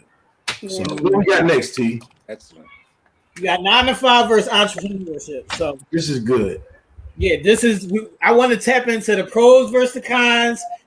And everybody can't be an entrepreneur. Everybody can't do a 9 to 5. So where do y'all want to start at? And hey, Lady KC, the other Karen. And can we just give a shout out to Barb? She just put up that she's a breast cancer survivor. Oh yes, shout out. Survivor. All right. Yeah, shout out to all survivors. Yeah, shout out to everybody who survived it. Hey fellas, whatever you do, don't come in the house in the summertime asking your old lady with a shrimp. I smell steamed shrimp and there ain't nothing cooking. All right, check. Wait, you wrong for that now. I just had to. I'm just kidding. Wrong for that. Who got the flounder? Is that tilapia? No, I'm just kidding. Anyway, let's move on, yo. So now y'all got to understand. Now we do sweat in the damn. No. Of thing. We ain't doing that. We just kidding. We just kidding. We just playing. Karen, since you're working all these damn jobs, why don't you start out with this whole entrepreneur 9 to 5? And you know what? I just had this conversation with an actress friend of mine this morning. Working the way we work, you don't get paid much money. You do a lot of work, but you don't get paid a lot of money. And working in background, you get shitted on the weeks. I mean, right now I'm waiting for 3 paychecks to come in. And I was, telling her about it. She said, girl, I don't miss those days right there. And but we both agree that it's hard to go to a 9 to 5, back to a 9 to 5. I mean, I've been an entrepreneur now for the last 8 years. I've, done my own marketing business, and I'm thinking about starting that back as the way of getting extra money. Where I did live Facebook marketing. I started my own publishing company because I, wanted to find a way to get my own money. Of course, I started writing books. That was the first way. So, when you get that mentality and when you begin working for yourself, you find it very hard to go back to work for someone only because you have that mentality of, I guess, doing things your own way or whatever. I mean, I choose entrepreneurship. Katie, not even doing things your own way. You can't tell me when I can take a vacation. Yeah. Yeah. I gotta sit here for 8 straight fucking hours. You watching how long I'm on my lunch break. Yeah. But now, and the drawback of that is not having a secure check. But again, that goes with the entrepreneurship. Like when I did my marketing, I did contracts of 3 months, 6 months, whatever. So I could secure money for 3 months or secure money for 6 months or whatever. I would do breaks. When you work for yourself, you're gonna work even harder. Right. Because it's a survival thing by then. So if you gonna punch a clock and work for somebody else that hard, you can work even double hard for yourself. And although you think it's not secure money, it's secure because your ass gonna do what you got to do to get that money. Right. Sean said, "I'm good with a 9 to 5." All right, who want to go next? I'm actually in a unique situation. For those who know me and knew me for some years, knew I used to be in the banking business, and I was doing that for 18 years. Which clear cut was a 9 to 5, actually at 8:30 to 4. No weekends, no holidays, and now I am the financial advisor for Honda. So that means I'm in the car business. So I'm actually, I was a financial advisor with Fargo now, business selling cars, and I attribute that actually to being a small business owner, and I am my own entity because what's the saying? Whatever you grow, whatever you eat, you grow. If I don't sell a car, I don't get paid. I could be there for 12 hours a day. We're open from 9 to 9, Monday through Friday, 9 to 6 on Saturday. If I don't sell a car that day, I don't get paid. If I don't sell a car that week, I don't get paid. So I could actually do anywhere from 40 to 70 hours a week and not get paid if I don't sell a car. So what that means is I'm at the mercy of my customers. I'm at the mercy of my hard work. I'm at the mercy of my dedication to be there to make sure that every opportunity that I put myself in front of is a lucrative for me. Not only is it going to benefit me, but it's going to benefit the company as well. Then on the flip side, I have my own businesses, right? So I have that entrepreneurship as well, where if I don't put myself into my businesses won't be successful. So I have to balance the 9 to 5 aspect of me being under someone else's umbrellas and being profitable for them, which also brings me profit, but also then too, divulging and building my own businesses so I can still maintain the lifestyle that I've been accustomed to, and then also putting myself in a position to go forward and still be able to maintain and live. So it's different. It's different, but what it has taught me is it has taught me balance, as far as not balance and work-life balance, but balance with patience and understanding where my talents lie and how to maximize my strengths to make sure that I get what I need to get to make myself successful. Right. It's not for everybody. Some people need that structure of 9 to 5. And it's also, they enjoy those health benefits. Yeah, that's the thing right there is the health benefits with the women. And I would say is if you have toddlers, I would tell you that you would be better off in 9 to 5.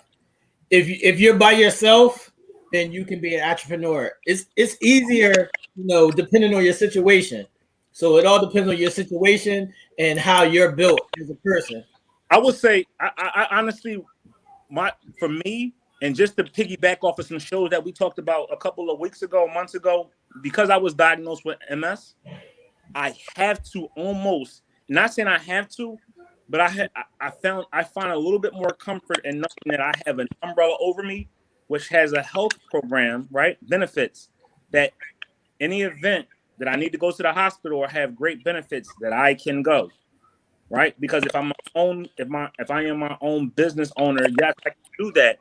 But health insurance is so expensive. Right. Especially when you have an underlying condition or some kind of condition. Like, I could be hospitalized 3 or 4 times a year.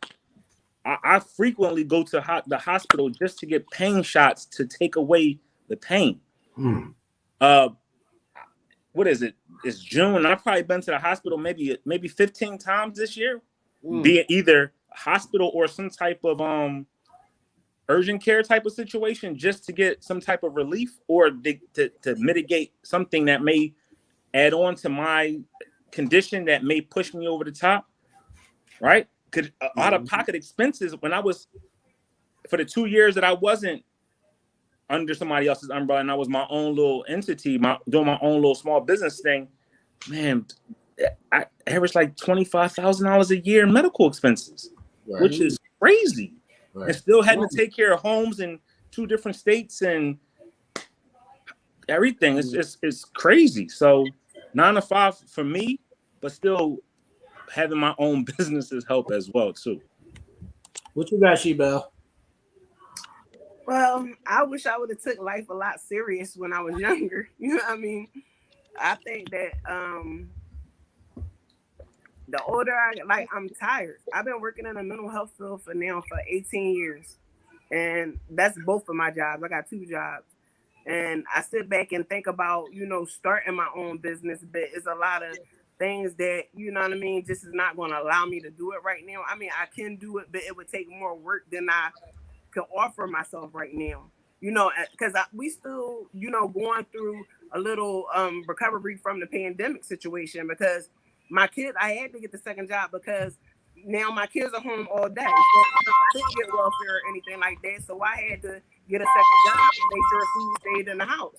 So, I had to once again put my dreams on hold of starting my own business to take care of, different individuals, because that's all I know how to do all my life.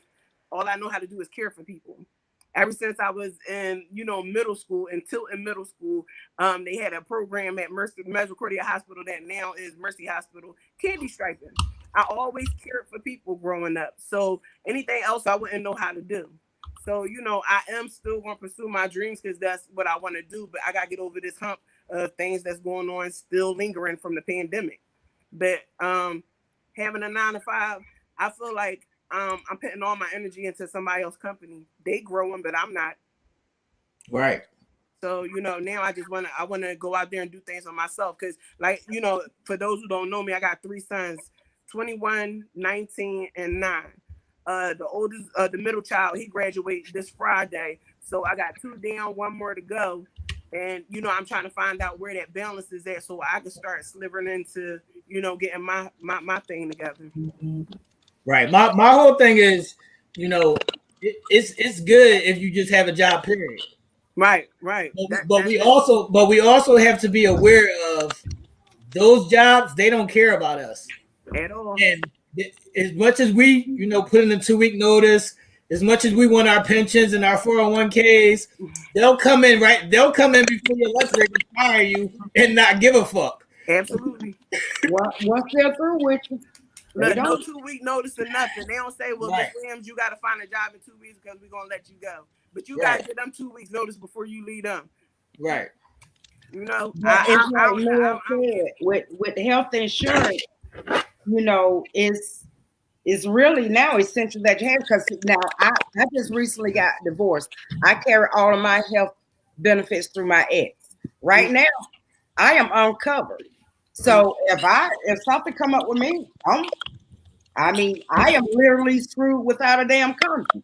But I have faith as well, because I know, working in the medical field for so many years, I also know that there are innocent programs out there to help people. So there is no way that they can deny you help when you really need it. So it's all about knowing your resources. And also here in Philly, I don't know what it is for down south, but it's a program called Select Plan B for women who don't have insurance. You get Select Plan B under Obamacare, and you already taken care of for your, female needs. Yeah. Well, that was amended when Trump got in the office, because pre-existing conditions stopped you from getting certain medical benefits and coverage because because he amended that when he got in the office, when he amended when he fell back from Obamacare, and that's what directly affected people like myself. Now there's a Biden care now, you know. So I think Biden is trying to get that reinstated. I don't know if it is, but I do know that so far, you know, you can call different ones and you can get covered for little of nothing, depending on what your income is. Now I have yet to find one of those because I had one sucker thought he was gonna sell me a policy for $250 a month. I'm like, man, are you damn crazy? You know, I mean, hell, I can't afford to damn live. That's the case. I got a question for the panel. What do you? We've been conditioned and told all our lives, especially this generation here and generations going forward, that secondary education is key, and you should go for it. How do y'all feel about that?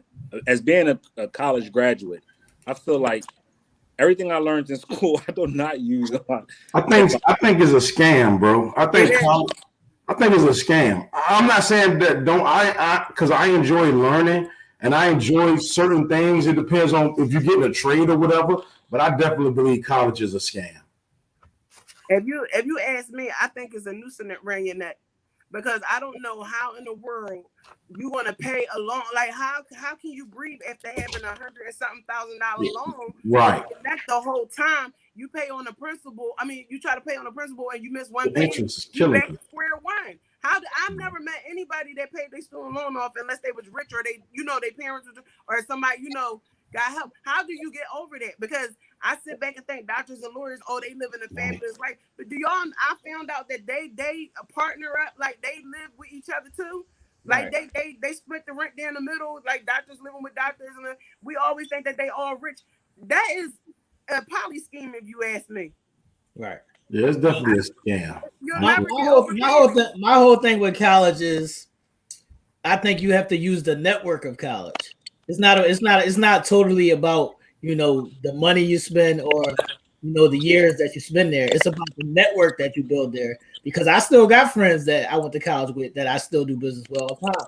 It's about building that network when you're in college.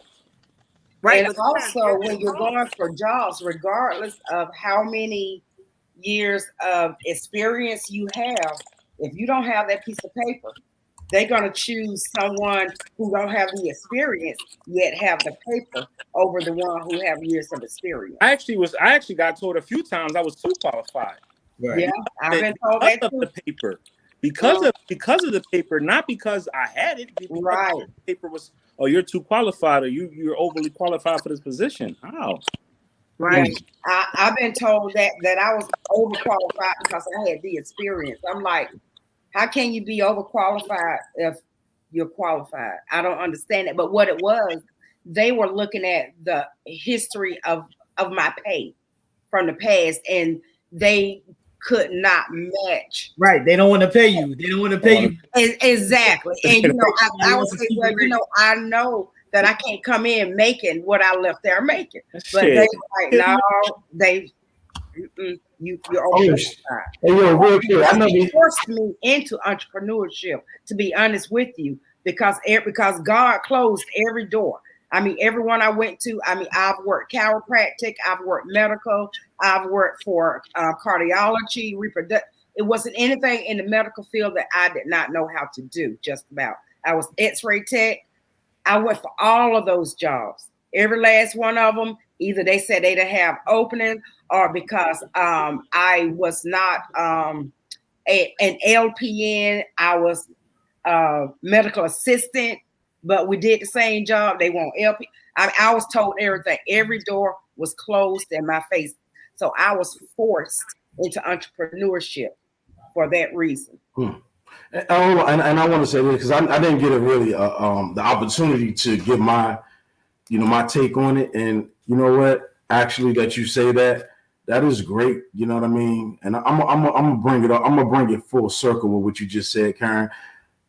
Jewish people teach their children that they need to have 4 sources of income, right? not just one, not just two, four sources. So even if you work a regular job, you still, at some form of fashion, they teach their children entrepreneurship. You know what I mean? So that's very important. So me being in the military, and I don't look at that as a job, and maybe I've been brainwashed because I look at it as a career now. When I first went in, when I was young, it was just a job, and I said I'd never go in the military. But for me, I went in because it saved my life. I just wanted to get out the hood. I just couldn't take that, and I wanted to get far, far away. And it instilled in me a lot of things that the streets just can't provide, won't provide: training, leadership, mentality, and like T said, networking, very important. So I think there's a difference in the military. It's not for everybody, just like a regular job is not. And it was many days I wanted to say, you know what, man, screw this. I'm top, I can't do this. I hate it, but I was able to, just push forward. So with the benefits of that, and yeah, I mean, I've many days, and a lot of days I wanted to swing on people, and I knew I couldn't because I didn't want to deal with the consequences. But now that I'm past all that and I'm looking towards retirement, I get a check for the rest of my life, and my kids are taken care of. So I think it depends on who you are. Like, some people don't want to take orders from people, but I do think it's a balance. I really do. I think you can work.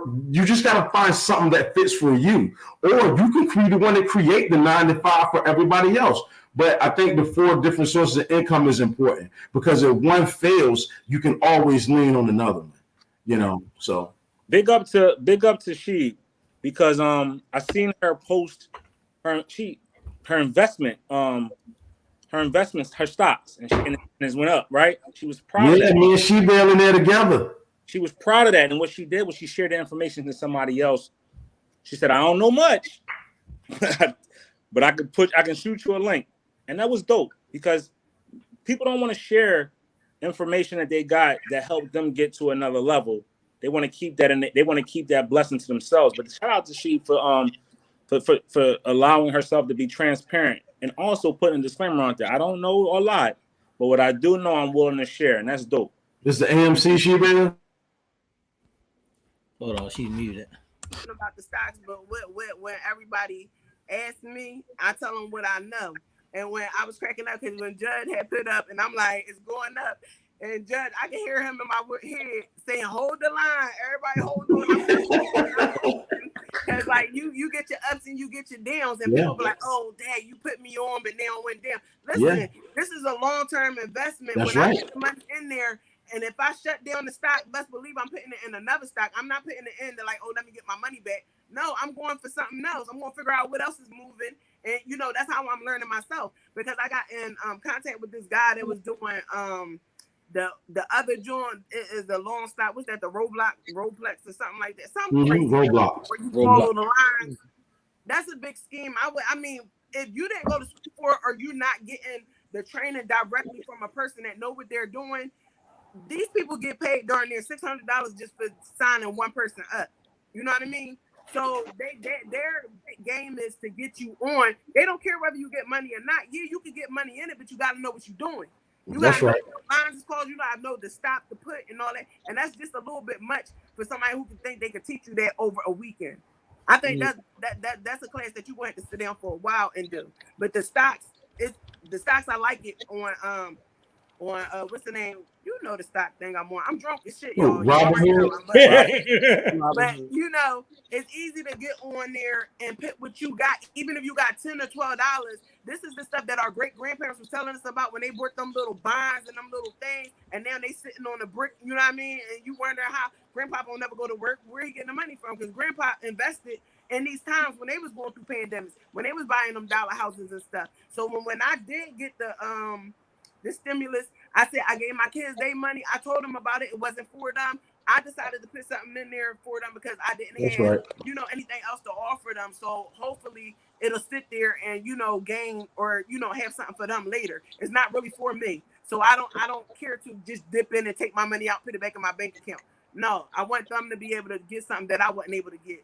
later on. So I want all of us to win. So if I can teach anybody about it or tell you about it, I'm putting this all on. That's right. And hey, look, Janine, everybody, make sure AMC going to blow up. They just got exposed. The hedge funders got exposed for doing naked sales. I'll put the link on our Sunday Night Wind Down page so y'all can actually see what that means. But they got caught doing some BS, basically. So the hedge funders did. So Okay. yeah, I'll talk to y'all about it offline. But I just want to say one thing. I want to shout out a man. His name is Emmerich Judge. He passed away. Rest in peace. But he built Wild Water Rappers and Motor World down here. He finished building the Martin Luther King Monument. That's my uncle. He was a construction. He had his own brick mason and construction site and a business. And it was so crazy because when family members or friends came home from jail, he was able to provide them with jobs. You know what I mean? Me and my cousins was able to go make money, you know what I mean, in the summertime, you know, as a black business owner. He just provided people with a lot of opportunities. So it's definitely important that we be able to create for our own and with our own to support our own. So definitely it's both. So, you know, just wanted to shout that out because it's definitely important. And Judge, I just wanted to say that people also have to know the distinction between a dead-end job and a career. Yeah, facts. Absolutely. I agree with that 100%. All right. Well, with that being said, let's get ready for Karen's Corner. All right. Are y'all ready to this week's letter? What do y'all hear an echo from me? Because I hear an echo. How about now? No, you good now. You with everybody. You good. Oh, okay. So this week's letter comes from a young man. Usually we have it from a female, but this week it comes from a young man. Okay, fellows, open your ears. Okay. Okay, it says, am I losing my mind or am I crazy? My girlfriend of 4 years suddenly told me no more sex until marriage because of God. We had sex daily from up to this point, and we have a son together. Before us, she slept around in college, so she was always sexually active. She's also telling me things I can and can't do. I love this girl, but she just became a religious figure out of nowhere. She's always had faith, but it was never anything this crazy. She actually hit me with the Bible the other week and said I had sex demons in me. We just bought a house together 4 months ago, and I just moved in with my mom. She didn't kick me out, but I just couldn't stay in that house with her. I'll admit, she's been dedicated to the Bible for the past month, but I just think she's going overboard with the no sex part. We talked about this numerous times, and she just stays she's staying to her word. Been about 2 weeks now. She says she loves me, but can't sacrifice sin for me anymore. I do love her, but never expect anything like this. Like she is going crazy in this religious belief. I don't care if she reads the Bible, attends church, you name it. But when she can just dictate what we can and can't do, I just don't know what to do. Any advice? So, guys, what do you think? No, you first. You read the letter. You first. That is a toughie. Okay. First of all, 4 years, that's a long time for somebody to change up on you. However, I'm wondering, is he purposely leaving out some facts? Like, has this girl been asking him to marry her? You know, have he promised her marriage? You know, I mean, I see a lot of blindness in this letter. I'm going to be honest. I really do. Now, if there's no blindness in it, then it's not crazy that she's found God. And that comes with changing within a relationship. And that happens. you're not going to have the same person that you met 5 years ago, 5 years later. I'm a classic example of that myself. So yeah, she may have changed. Now, my advice, if he can't take it, then he did the right thing. And yeah, you're gonna have to go through a lot of tape because you got this child together, you got this house together. But if you're not happy, that child is not gonna be happy. Things are gonna fall apart in that house anyway. So if he's not happy and he can't do that, because eventually he's gonna sleep around on her. That's gonna happen because she's not giving it up to him. But my advice to the young man, talk to her. If she has been asking you about marriage, if she's good enough to live with, why isn't she good enough to marry? If that is not the case, my suggestion is, I know you love her, but you're hurting in a way. You may as well hurt and get it over with rather than stay there and constantly hurt and cause more pain by going out cheating, because you know you're going to go out there and find you some food cat. You know you're going to do it. She there? I think that it's unfair for her to just, come up and pull a flim flam like that. Like, all good for her if she found God, but you can't do that to your partner that, you was with. You can't expect him to change because, you want to change. That's unfair to him. But the best thing he could have did was left, because that relationship is over. Yeah. If she feel that way, then she's going to probably find a man in church, that the church that she go to, or she's going to find her equal there, because she's not looking at him like that no more. She done found God, and she done struck gold with it. So she like, this is not what I want to do. But I think that's unfair to him. You can't do that to somebody you was with for all these years. I Or agree. he can marry her. She didn't care about being married when she was with him for 4 years. So, now, But we don't know that she there. I'm telling you now. This dude, he wrote this letter. She did. He ain't telling okay. Well, he ain't telling everything now. But the thing You know is, a she man stayed with him for the 4 years. They wouldn't have been together this long. You know what I mean? This sounds like an ultimatum, Karen. No, I know of this situation where this couple lived together and he loved her dearly. And she has been asking him for over 4 years to marry her. For whatever reason, he will not do it. But Right. she want to get married. Everybody don't want to get be married. asking a man for marriage. That's just point blank. It's just But if you gonna live with him, why not? Everybody don't want to get married, Karen. Just because you live with somebody don't mean you want to get married. I'm not the type. You're married already, T. I ain't talking about me. I'm talking No. In general, if you have a child together and you live together, guess what? You are bonded together by that child. You're gonna have to get a divorce. Who says that? You can get. I know that. Look, that happened to my brother. No. Okay. So why bring the law into it? If you're already bonded together, what difference does the paper make? Exactly. Right. So like, I'm telling you now, they are married anyway. But she's bringing it in on her behalf of having the sex part. She took it another level. But my thing is, if you're gonna live with her, you love her, marry her. Why? Go ahead, man. Go ahead. You look like you brewing up something up there. Go ahead. You don't need to marry somebody just because you live together. You don't need to marry somebody just because you live together. You don't. That's the truth, because I'm not the type, like, either we could or we can't. It won't bother me either way. It don't. I know, because I'd be damned if I'm marrying anybody else. Nail is on you, Nail. She been laid out like she in the bed. She must be drunk for real. Y'all already know it got to me. I had to lean back. No, I'm just teasing. Go ahead, Nail. I'm actually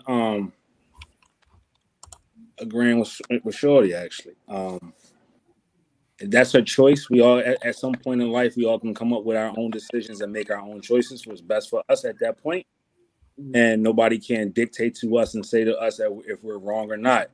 So if she comes at a decision that checking up means putting a ring on it or marrying her after 4 years of being in a relationship, and that's what she wants, then that's what she wants. And he has to make a decision was best for him and what's going to be best for the situation. Me on the other hand, I actually will wait. I actually will wait for it. I ain't pressed about sex. It feel good. It's deep. Look at T. Look at T. I Look at like- T. He made me sit up. What you talking Feel about? good. It's decent. Taking my card away from me, T. Took my playing card away from me. Hey, you remember Nell said he went on a week-long trip and they had sex. You know what I mean? Because I don't value sex like I everybody agree. else do. I Like, agree with you, Nell, to a certain extent. I mean, sex, I will not say it's overrated. People put it on a pedestal as if it's the end all be all. Right. And look what it has done to relationships. Look what it has done to friendship. Look what it had done to people. So when you come to terms and you know what's best for you in your situation, then that's all that matters. So if she's saying she found God and this is the decision that she's making for herself, either homeboy could say, baby, I agree with you. Let's do this the right way. And let's take this before God so we can have sex whenever we want. Or, you know what I mean? Or if this is something that she's going on her own personal journey, then that's something that she got to do. All right, no. So say he marries her and she's still like, you know what? I don't think I want And that's the fear that's the thing I'm thinking about, T. You know what? I understand that part too. Then it's a problem. Not saying it's a problem with the physical. It's not a problem with the physicals. It's just she's got a problem at that point because she don't know what she wants. Hey, hold on, y'all, real quick. Hold on. Hey, Karen, look at She-Belle. That's how Candy. That's how Candy was looking when she walked in. When she went and sat on the couch. I'm just trying to. She's glowing. I see that much. Girl, you glowing. You got that rose in the background. Oh, uh-oh. I see a glow. No, I got the lipstick. No, I don't mess with the No, I'm talking about the cheating girl. I see that. I see a glow. Oh my goodness. Oh, you see a glow? I see a glow. Oh my goodness. You Yeah, know, I don't think like we'll talk. Hey, let's get back on track. I was just messing with you. He always got to be messing with me. I was in my slumber. You know what I mean? I saw you. You was chilling a little too hard. Hey, look, T. Which we know you walk, we bouncing, but go ahead and give us the reason why. But I don't think it's the fact of sex being a tell-all, but that is the most essential part of a relationship. I'm sorry. I need it. I gotta have it. And if you're not gonna give it to me like we've been having it, then Over God, I know she better. You gotta have the person God believe. That's your money. God has sex. Don't think he did. No, but I'm saying He feel all of our emotions. Oh Yeah, yeah. I need all. Man, you having sex with a spirit. Okay. All right, Bobby Brown. He said he had sex with a ghost. All right, Karen Brown.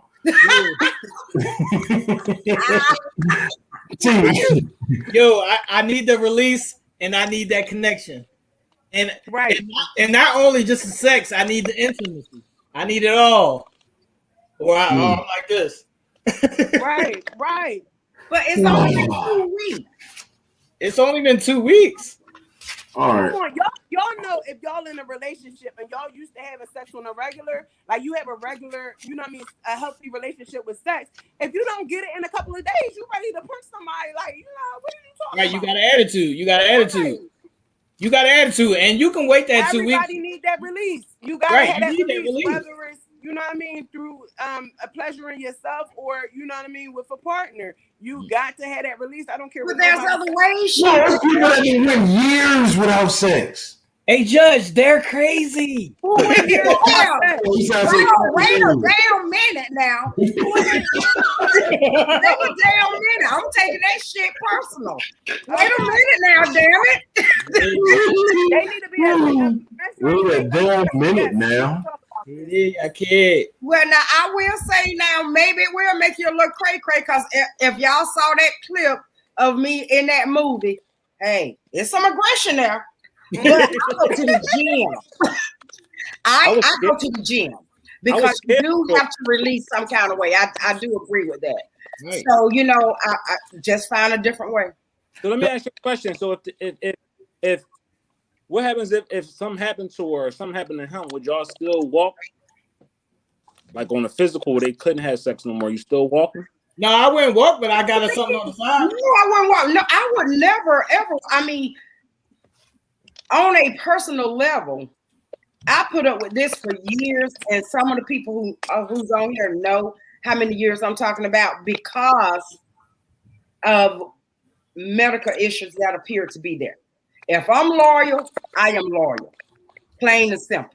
So, I mean, I would give, no, I would be right there. I wouldn't walk. Look, hey, Nell, you don't gotta walk, but she could be like Karen. I mean, she could be like Candy and just watch. Yeah, that's, I mean. Oh, hell no. That ain't happening either.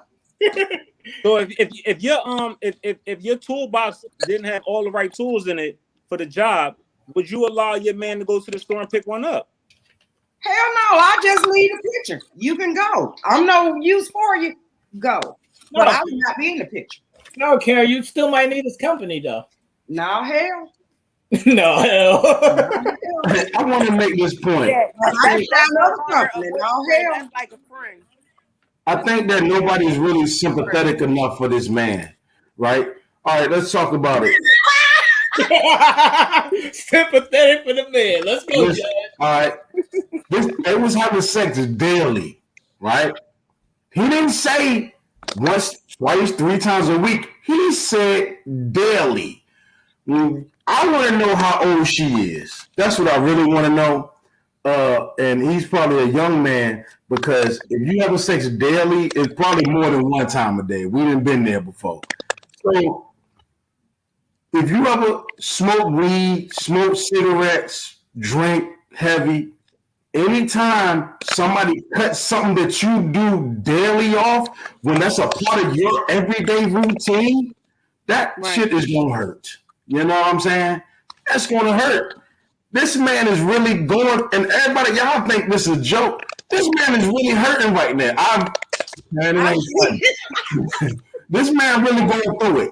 Not only, so he lost a part of his best friend too. And I may be looking a little deep. He lost a part of who he was. Like, he could probably come home, and he probably tell his, I can't, everybody like, yo, you want to go out? Have drink? No, I'm going home to be with my lady. He ain't thinking about nothing. He thinking about going home and making love and smashing his own. He don't have that no more. You know what I'm saying? That intimate connection.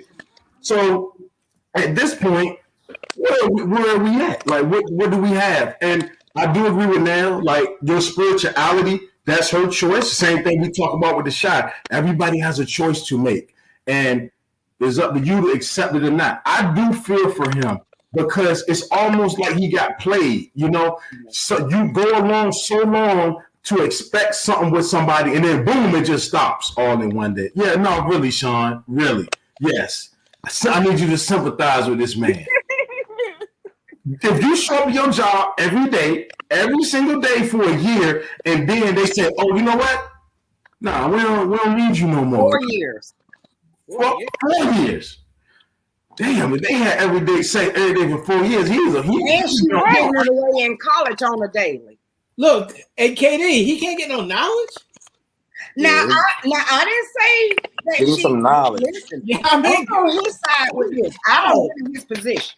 Okay, I don't been on both. I don't been in his position. Okay, hey, man, like some knowledge. Knowledge. So now I'm not. Power.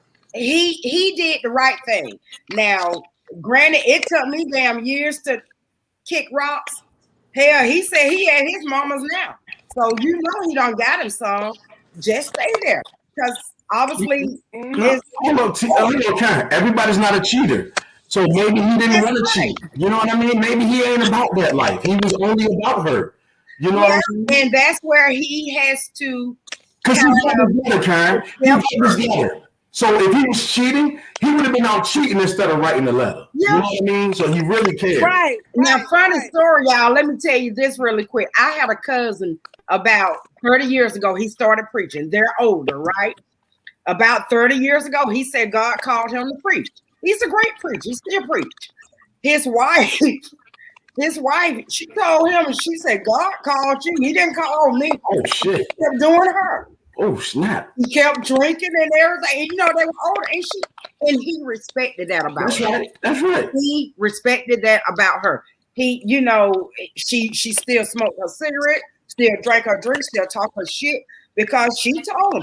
She wore her hat to church. She was the first lady. But she told him, God didn't call me to preach. AT. God called me. She was in the pulpit Sunday morning and she was rolling dice Monday night. Well, she was still drunk that Sunday morning. 4, 5, 6. She was still drunk that Sunday morning, but everybody knew her. She was being real, and he accepted her, and she accepted that. So that's just gonna go with her having to accept. Well, I'm telling him he's got to wait, so I got to accept the consequences of, you know. You know what? That's a good point that you make. That's a good point that you make, right? And this needs to be said. You got people out here that have a narrative, right? Oh, I can't. I'm in a bad relationship and I can't wait to get out of it because I found myself. Then they found themselves when they single and my next relationship is going to be this because I know exactly who I want and I know exactly who I am, right? Only to run that same pattern, the same thing that happened to them before is happening to them now, where they got into something, they dropped the panties too quick, they gave up because they thought they found something that was talking nice and looking good, and now they back in the same situation with a person don't got time, with a person ain't giving them the same attention, and they back in that same situation. Stop playing yourself. Be honest with yourself. Be honest with that person. Tell them what you want, what you're looking for, and don't settle. Because that's when the moment you settle, you become they didn't do you wrong. You did yourself wrong.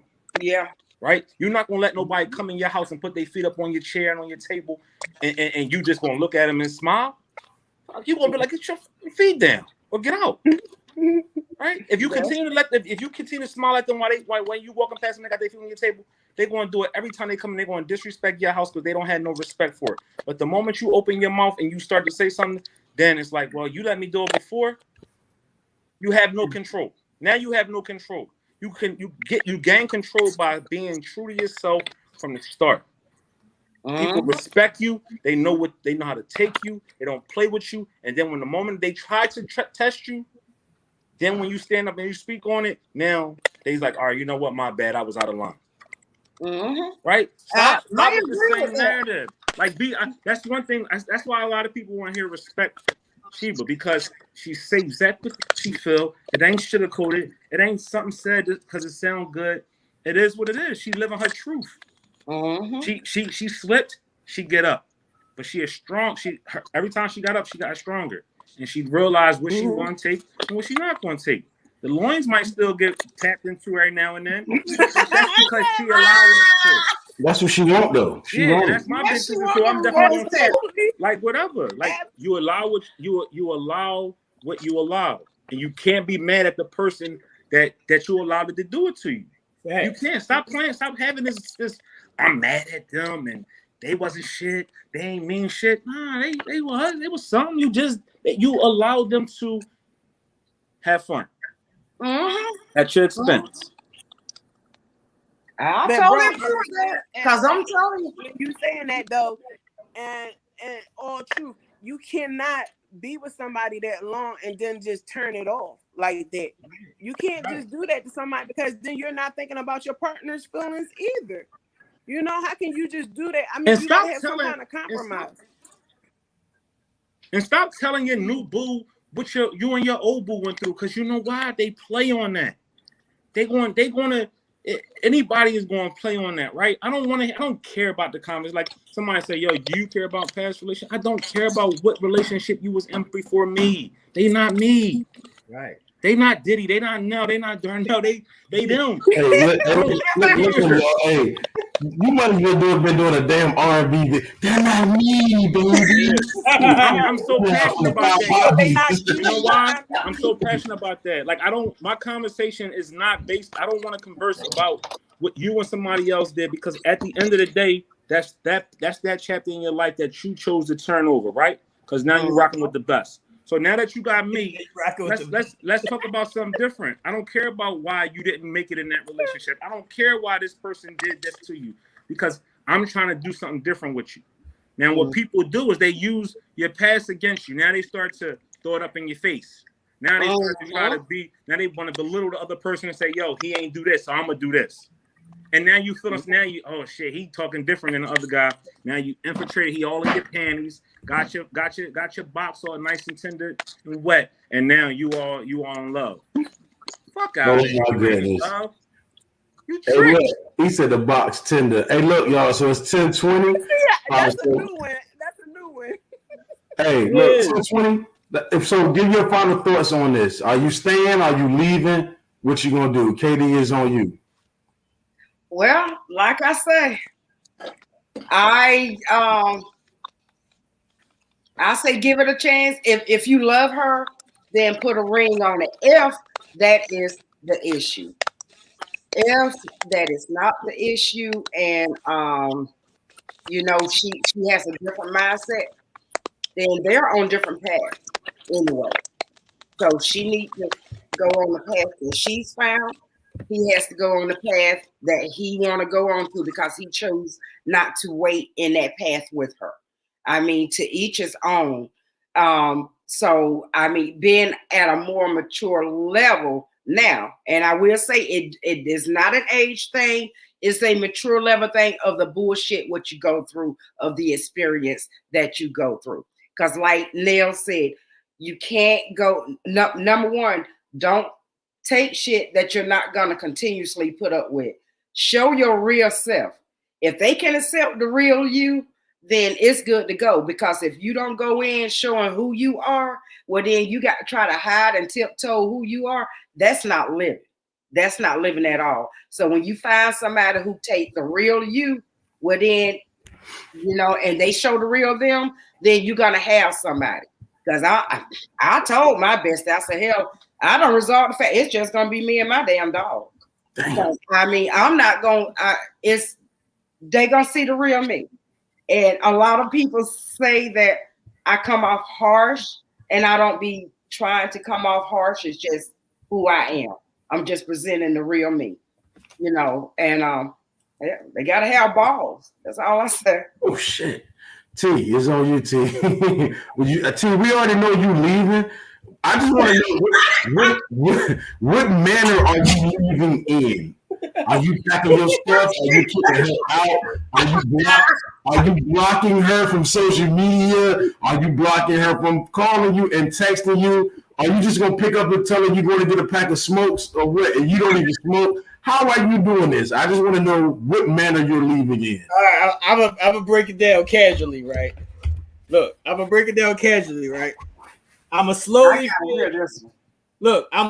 fade out. I'm gonna slowly stop calling you. I'm gonna slowly stop texting you. I'm gonna slowly stop coming to see you. I'm gonna slowly block you on social media, and then sooner or later you're gonna get the drift because I'm gonna be gone. God damn, you gonna ghost them, right? But they got a baby. They got a baby together though in this situation. Well, you can still see the baby. So you will still carry out the same scenario. Yeah. Okay. All right. I like that. That's a nice strategy. I ain't mad at that. It's not a strategy. It's not a strategy. It's definitely a strategy. It's in effect. It's always in effect.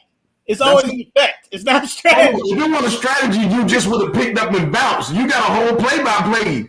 That's what I'm saying. It's not a strategy. It's in effect. Okay. So you're strategic with it, right?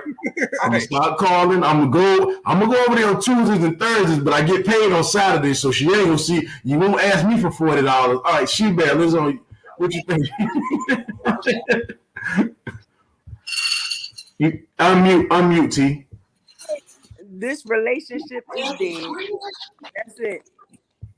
It's over with. Damn. CT, that's not a strategy. You had a whole game plan. You see what she just said? This is not working. It is over. That is ball game. No, listen, Hey, Judge, she can do that. It's dead. It's Hold on. Hey, Judge, she can do that. If I do that, I might gotta get stabbed. I gotta watch out. Sean, why you almost spit your drink out, Sean? I gotta do it carefully, Judge. I gotta do it carefully. I'm like, so you being strategic. That's what I'm saying. Right. All right. I ain't mad at you. All right, now, what's your final wrap up? I already know. I know you. We know you gonna stay. You gonna console her. She's gonna cry on your chest and shit. I'm gonna stay. I'm gonna stay and give Shorty a chance, and I'm gonna give us a chance. And I'm gonna drop down to the. If she the one, and I know she the one, I'm gonna. What's up, babe? Let's get it done. Let's go get married. Put a ring on it. All right, I respect that. All right, what I'm gonna do. First of all, I don't do religion, so that's a barrier right there. So if you're changing for religious reasons, it ain't gonna work anyway. If you're spiritual, that means we can have sex on the top of the goddamn the Georgia Dome. You know what I'm saying? So I don't do religion. So if you're gonna bind me by religion, it ain't gonna work. So that's my take on it. So not to be corny, that's why me and my wife don't. She's religious, I'm not, but she understands me, and we don't have any issues. So you got to do what works for you. You know what I mean? Everybody's answer is 100% correct. Absolutely. So with that being said, y'all, it's 10:25. So we got to close the show. I hate to. God, I ain't seem like we just started. Oh, yes, Sean, he's gradually ghosting her, but he is ghosting her. Damn tease time. Don't just ghost the girl. Hell, just tell her, I'm out. He want to let her off. He want to let her off. The man have been through. You know what he said? Did you read the book, man? Listen, man. Listen. The man have been through some stuff. Yo, somebody got hit with a car. He got hit. He got almost shot. You know what I'm saying? Well, damn, now you see why, because he been ghosting them damn women. No, because he tried to let them down too hard. You gotta learn now slow. That's right. Yeah. No, just be down straight up with me, nigga. Tell me. God damn, Karen. Tell me shit. Don't damn ghost me. Hey, you don't know what happened. It's gonna be over before you even know what happened. Hey, Karen, you ain't seen my post last night? I seen somebody get hit in the head with a bottle last night. Really? Yeah. Oh my God, a guy? Yeah. By a female? Yeah. He ghosted her ass and she saw him. No, he stood right there. That was the problem. He stood right there.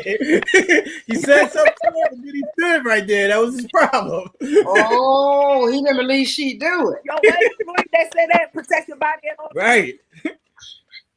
Damn. That's deep, yo. Well, dang, man. It's been fun, y'all. It's just getting kind of late. That's all. We can talk. So we got to get up out of here. You know what I mean? So. Oh, y'all, I said the N-word again. Somebody said. Yes, you did. I'm sorry. You did. Yeah, you did. But we was gonna walk right by you. It's okay. Sorry. I was like, damn. Oh, I say what you want to say. Oh, hey, is Floyd fighting? Floyd fighting yet? Yes. No, he's not. Okay. It is tonight, though, right? Tonight, right? Yeah, it is. Well, with that being said, y'all, Sean said this is funny as hell. And Miss Jones laughing too. Yeah, this is crazy, man. But hopefully, you know what I mean, everybody enjoyed the show. Natalie, I'm here. Somebody said, where's Karen? Karen, that was an hour ago. That was when you said put me backstage. I just saw it. I'm sorry. Oh, guys, I want to let the audience know the director of the little mini movie that I was in. I asked him about coming on the show, so maybe next week or something we can get him to come on. Let's do it. Set it up. Okay. Set it up. Nice. Let's do that. Yeah. You're welcome, guests. Do it. Let's do it. Yeah, because he deserved that. I mean, he played cameraman, director, producer. He did everything, and we shot that in one day. And he had never worked with myself or any of the other two actresses. We never worked with him, and we did that too. She's going to get kind of main screen, so she can go ahead and give her her department work. Go ahead, you got the floor. Okay. He's not on yet. No, I thought you want. I thought, you know what I'm saying. Go ahead. You don't want to get ready? No, well, well, if we had time, he could show the No. the real. Huh? You got the real? Yeah, You got I the real put it in the group, in the Facebook group. No, you got to send it to him. You got to send it to his email so he can know that you want T to show it. Yeah, he can show it. I put it in the group for everybody to see. Yeah, it got to be in my email, Karen. Yeah, you got to email it to him. Oh, okay. Well, can we play? So we can play it next? We'll just play it next week. Mm-hmm. Did I miss something? Who passed away? You didn't see it. See what? Oh, you was trying to get to that damn Boston thing. I ain't crazy. Hold on. What the hell just happened? Did I just blank out? What happened? What you mean? What? Who passed? Everybody say my condolences. Who passed away? I don't know what that is. Who's saying that? What happened? Sean said that, and wait a minute. Look, Sean, Tara, what's going on? To Helen, what happened with Helen? Oh my gosh, I am so sorry. Oh yeah, she hit me up earlier today and said her sister passed away from cardiac arrest. She was at the hospital earlier today with they thought it was a heart attack, and then once they got there, she passed. So Helen's sister passed away today. Lord Jesus. Oh wow. Okay, we'll take care of that. Prayers. Yes, absolutely. Thank y'all for bringing that to our attention. Ooh, yeah, I did not know that. Yeah, so we'll pick that up. All right, so Karen, we'll play that clip next week. You know what I mean? No problem. All right, what we'll do. So go ahead and get your notes together, Karen. So what we'll do, ladies first. She-Belle, thank you for huh? What you say, Karen? What'd you say? Oh, I was just saying I won't need notes. Oh, all right. She-Belle, thank you for being a part of the panel this week. As always, is a pleasure. So go ahead and let the people know what's on your mind, you know what I'm saying, and what you got going on this week. I don't think I have a mind anymore. I'm drunk as hell, but I appreciate y'all for calling. I love busting it up with y'all. And I do want to say this. I'm so, I'll say it all the time. I'm so very proud of y'all. T, I'm proud of you for everything that you're doing. No, I'm proud of y'all. I'm proud of all of y'all. I mean, to look at y'all, his big cuz, your big sis, and y'all are making me so very proud. And I wish y'all much success. Karen, even Judge, all of y'all. I wish y'all much success. Even Judge, hold up, time out. What does that mean? You said, what's that? You said even Judge? Like, I'm just like some kind of... You know I'm drunk, Judge. You know how it works. I'm messing with you. At the end, you know what I mean? When it doesn't even belong. You know what I mean? Yeah, I'm just having fun. Don't charge it to my heart, charge it to my mind. You know I love all y'all the same. I'm very proud of everybody. And I thank y'all because I love coming on here and busting it up with y'all. And I do want to give out my condolences to Helen. And that's all I got to say because I don't have nothing else to say. I'm buzzed. Everybody give it up for the drunk monk. Hey,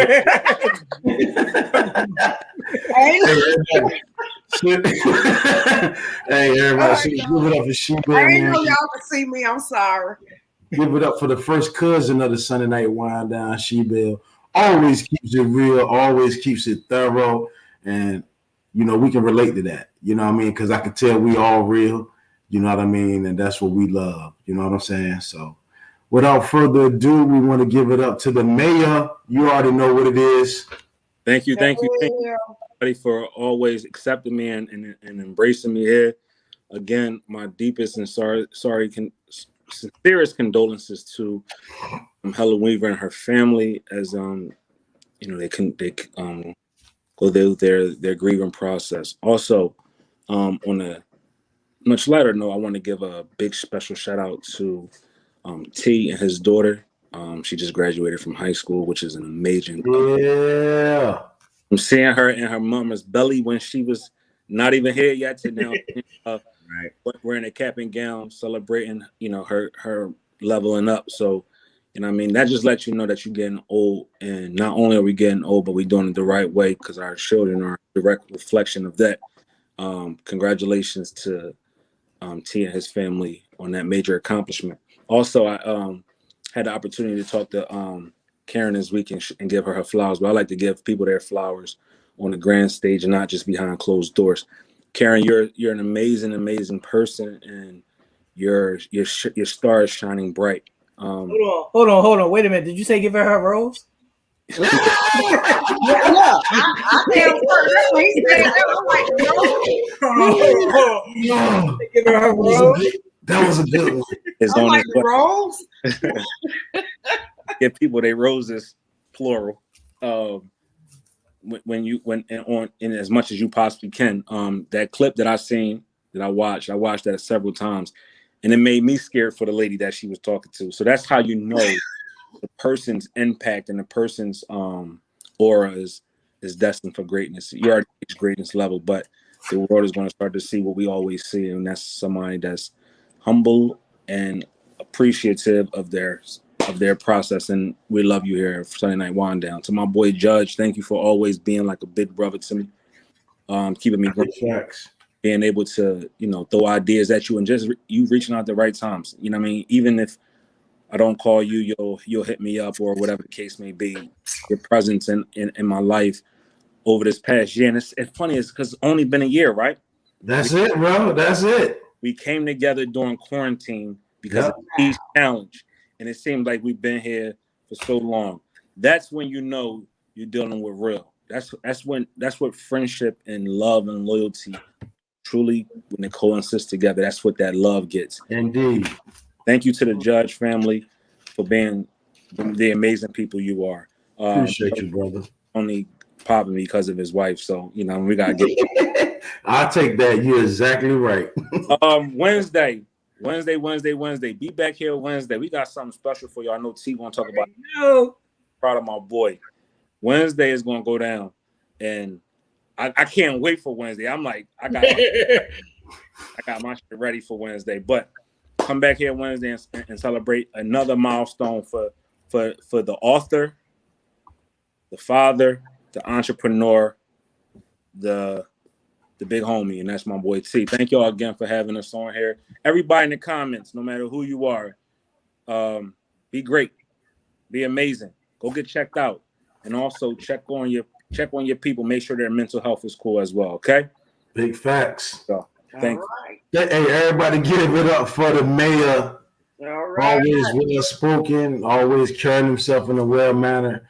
And good brother. Me and Nell battled it out last year during the versus battle. Battled it out. I still say I won that first one. You know what I'm saying? So I'm saying that. But it's all love, it's all good competition. We had fun, and we left that thing exhausted. You know what I'm saying? But big shout out to Nell for being a part of our family and just being a standout individual. So, First Lady of the Sunday Night Wind Down, it's on you, big baby. All right. Well, first of all, I want to apologize for dropping the N-bomb, but go ahead. I'm just saying, Karen D, y'all. I'm sorry. But it is what it is. I was just messing with you. But on the real, I want to thank all of you first for making this show for what it is.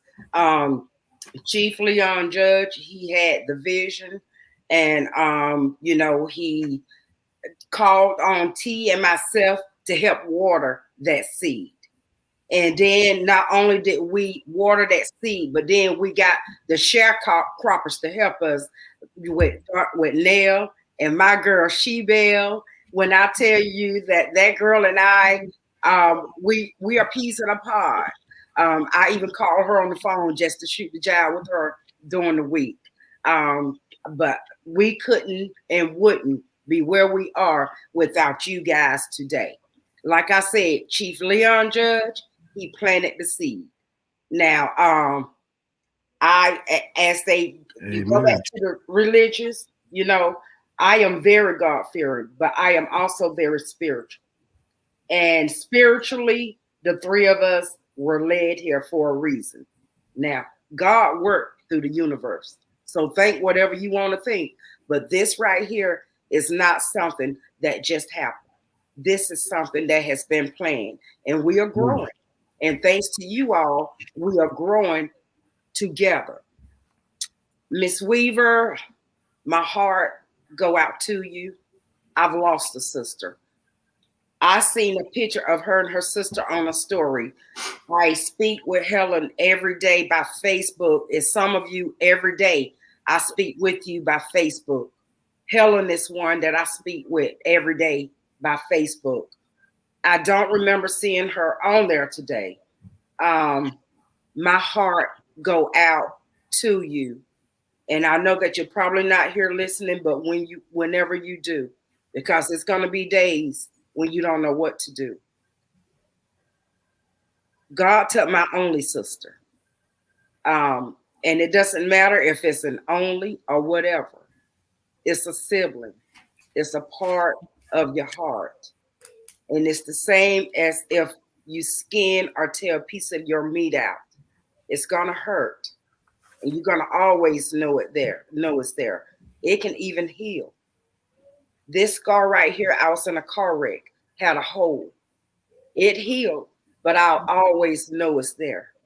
That's the way it is with losing a loved one. It's a piece of your heart, and it's a piece that goes off. But the good thing about my God is he heals that heart, but that piece is always gone, and you're going to always miss it. But he always give you peace that you're able to accept it, and it gets a little bit easier each day.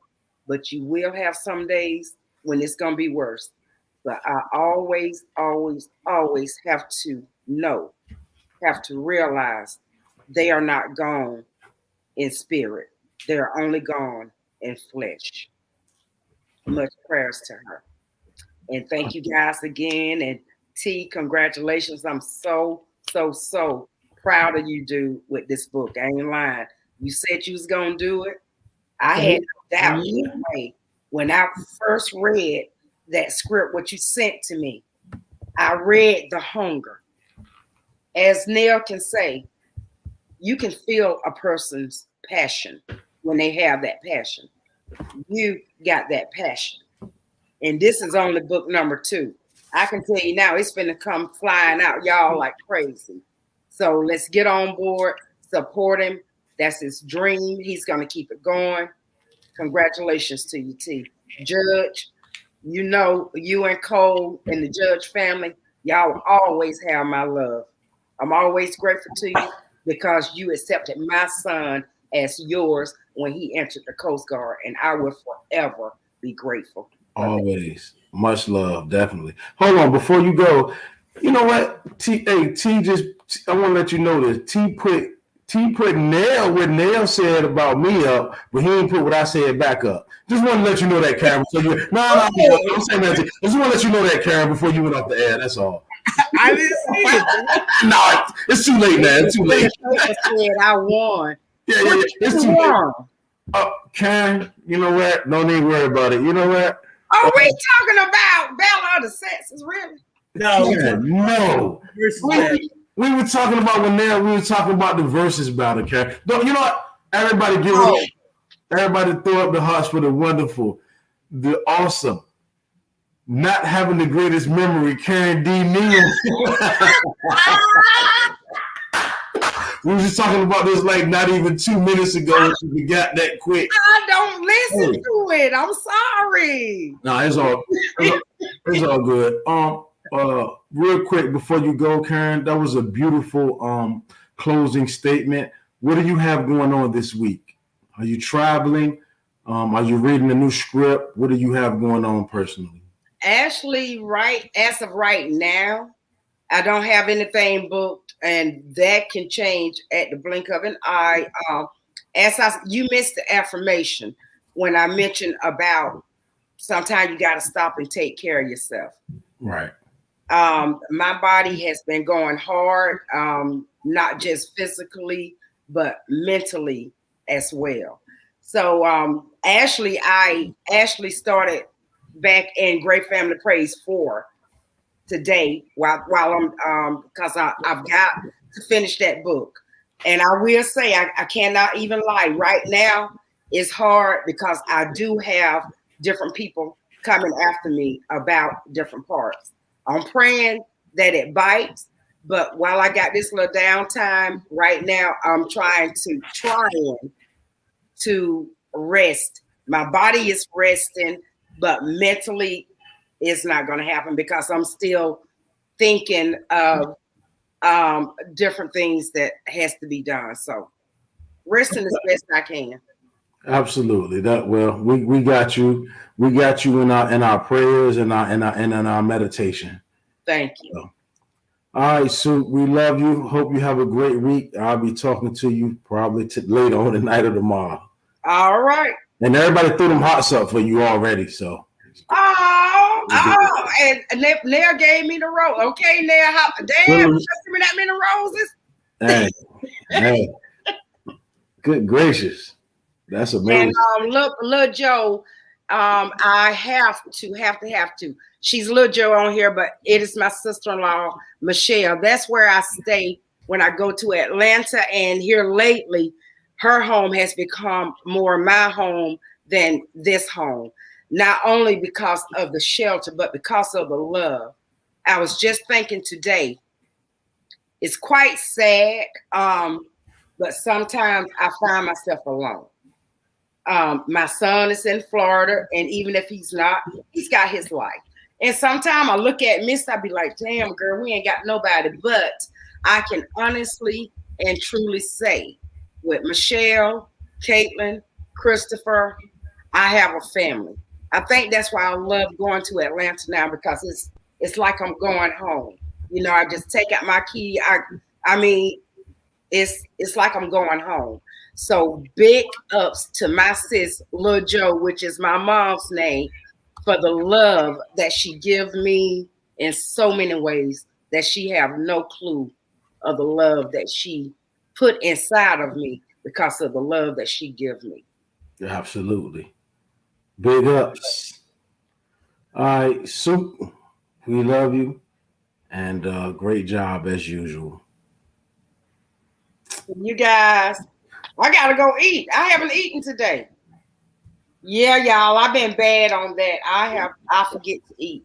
So make sure you take care of that. Yeah, I do. I'm going to find me something right now. All right. Bye. Peace. All right, Mr. Universal is on you, big dog. All right, I just want to say thanks to everybody for tuning in as usual. We do it for y'all. As Noah was saying, we're going to start Teller-Made Kicks on Wednesday. So tune in for that at 8 p.m. on Wednesday. We're going to start Teller-Made Kicks. If you don't got the book, it's on Amazon.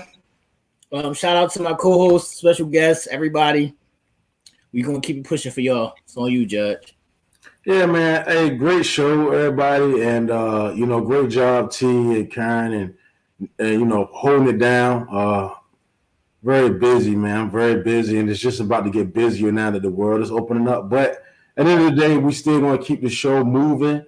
I don't know. We got some things in the works. Few different moving components that we got to figure out. I am a basketball coach. I am in the military, so I have other obligations. But I'll do my best, even if I'm not here physically, even just on the forefront to make sure behind the scenes that I'm doing my due diligence. With that being said, like T said, I want to thank everybody. And it's just been amazing. Actually, I just love to hear everybody always say, yo, I'm laughing to the point I'm spitting my juice out. I'm just laughing. That's what it's all about. We just come together and look forward to being together and having fun. And it's just an amazing time. So shout out to Helen. It kind of hearing that message of her sister passing kind of took away my positive message for the week a little bit because it threw me off a little bit. But but I will say this for my positive message. I want to say, still like protect your peace of mind, like, because we live in a different world today than it was, I would say, just 5 years ago. It's crazy, and it's getting crazier out here, and it's getting scarier. And the reason why is, as you can see, like her, people pass away suddenly, and me personally, I'm dealing with a heart condition somewhat, and I sleep with a sleep apnea machine. So I actually have these fears often. But I'll say, live every day as if it's your own. And if you do have somebody pass away in your life that's really close to you, don't be sad about it. You know what I mean? We're going to miss them, but be appreciative. If you had 30, 40, 50 years with a sibling, think about a person that only had their sibling for 6 months. Think about it, they only had their sibling for a year, 2 years, maybe 5 or 7 years. It's a blessing to be able to be with somebody for 20, 30, 40, 50 years. However much time the Most High seen it fit that you had with them, somebody had it worse. So count it all as love, count it all as a blessing, and be appreciative of that. Because at the end of the day, we're all on borrowed time. And I want to say also, mystery. T always said today's mystery. To me, it means something a little different because tomorrow is the mystery, but I understand what he's saying, but it's not really about that. I want everybody to understand that live for today. Yes, we plan for tomorrow, retirement, savings, bills, all of that. Take away the financial aspect of it, but what is tomorrow? We can't live for tomorrow. We only got today. That's it. So give it your all today. If you want to write that book, you want to start it today. You want to start that podcast, you keep talking about it, start it today. You want to make amends with that relationship that you broke years ago and y'all had a falling out, do it today. You want to forgive somebody that something that happened to you when you was 19 years old, forgive them today. You want to start saving for something, you got dreams and aspiration of doing something, start it today. Don't wait till tomorrow because tomorrow may never come. Tomorrow's mystery. You know what I'm saying? I want to counter that with T. Tomorrow's mystery. Because when we walk out that door for tomorrow, we don't know what tomorrow has in store for us. We don't know what to expect. We only got today. So make sure you're giving it up for today. Be faithful. You know what I mean? Be honorable. Make sure you give gratitude. And be kind to people because this is an ugly world, and I see just this in this. Forgive me, but I got people it's just murder is all around us, and evil people, these spirits are just jumping at people, even people you love. It's just this world is just not the same world it was 5, 10, 15, 20 years ago. So protect your peace, protect your family. You know what I mean? Most importantly, protect your heart and the love that you have. Be faithful to the Most High and just give it all to God because he's going to take care of you. And that's all I got, family. Once again, we want to dedicate our standing 8 count to Helen. At the same time, still put your concerns, whatever you're going through, we still want to put them on the altar of the Sunday night wind down. But, when we have one of our own going through something that's very traumatic, hold on, Tasha, amen. I just found a friend that I went to school with passed, and she was just on live yesterday on vacation. Time is not promised. Wow. That just brings confirmation for what I'm saying. You know what I mean? Amen. Yeah, that's right. Like we all are really on borrowed time. So, I think, and I know the world we're living in, and I want to say that, just be kind. Like, you know what I mean? Just be good to each other. You know what I'm saying? Hate can never conquer love. Like, so let's love one another. You don't have to tolerate nobody's BS. But at the end of the day, maybe nobody taught them how to love. Maybe that's what's lacking out of their life. let's love one another. That's the only way we can make the world a better place. And that don't mean you got to put up with their BS. And that's just what it is. So it got to be a balance, and somebody got to lead the way. So I say, let it be us. Why not us? So, we love y'all on the Sunday Night Wind Down. We one big happy family. So with that being said, we're going to do our standing 8 count where we intercede for others. And we have a family member that's going through something right now. So we're going to stand in for the referee, like when somebody gets hurt, and we're going to intercede and give it all up to the universe.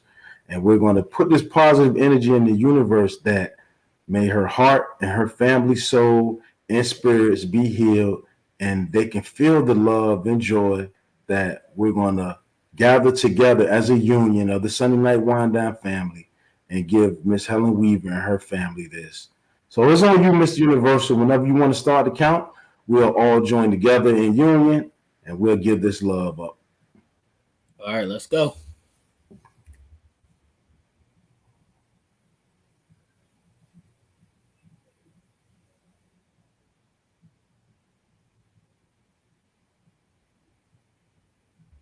All right. All right, y'all. With that being said, if you find time, please throw up that love for them, her family, and anybody else, and also Tara's family, her friend that just passed.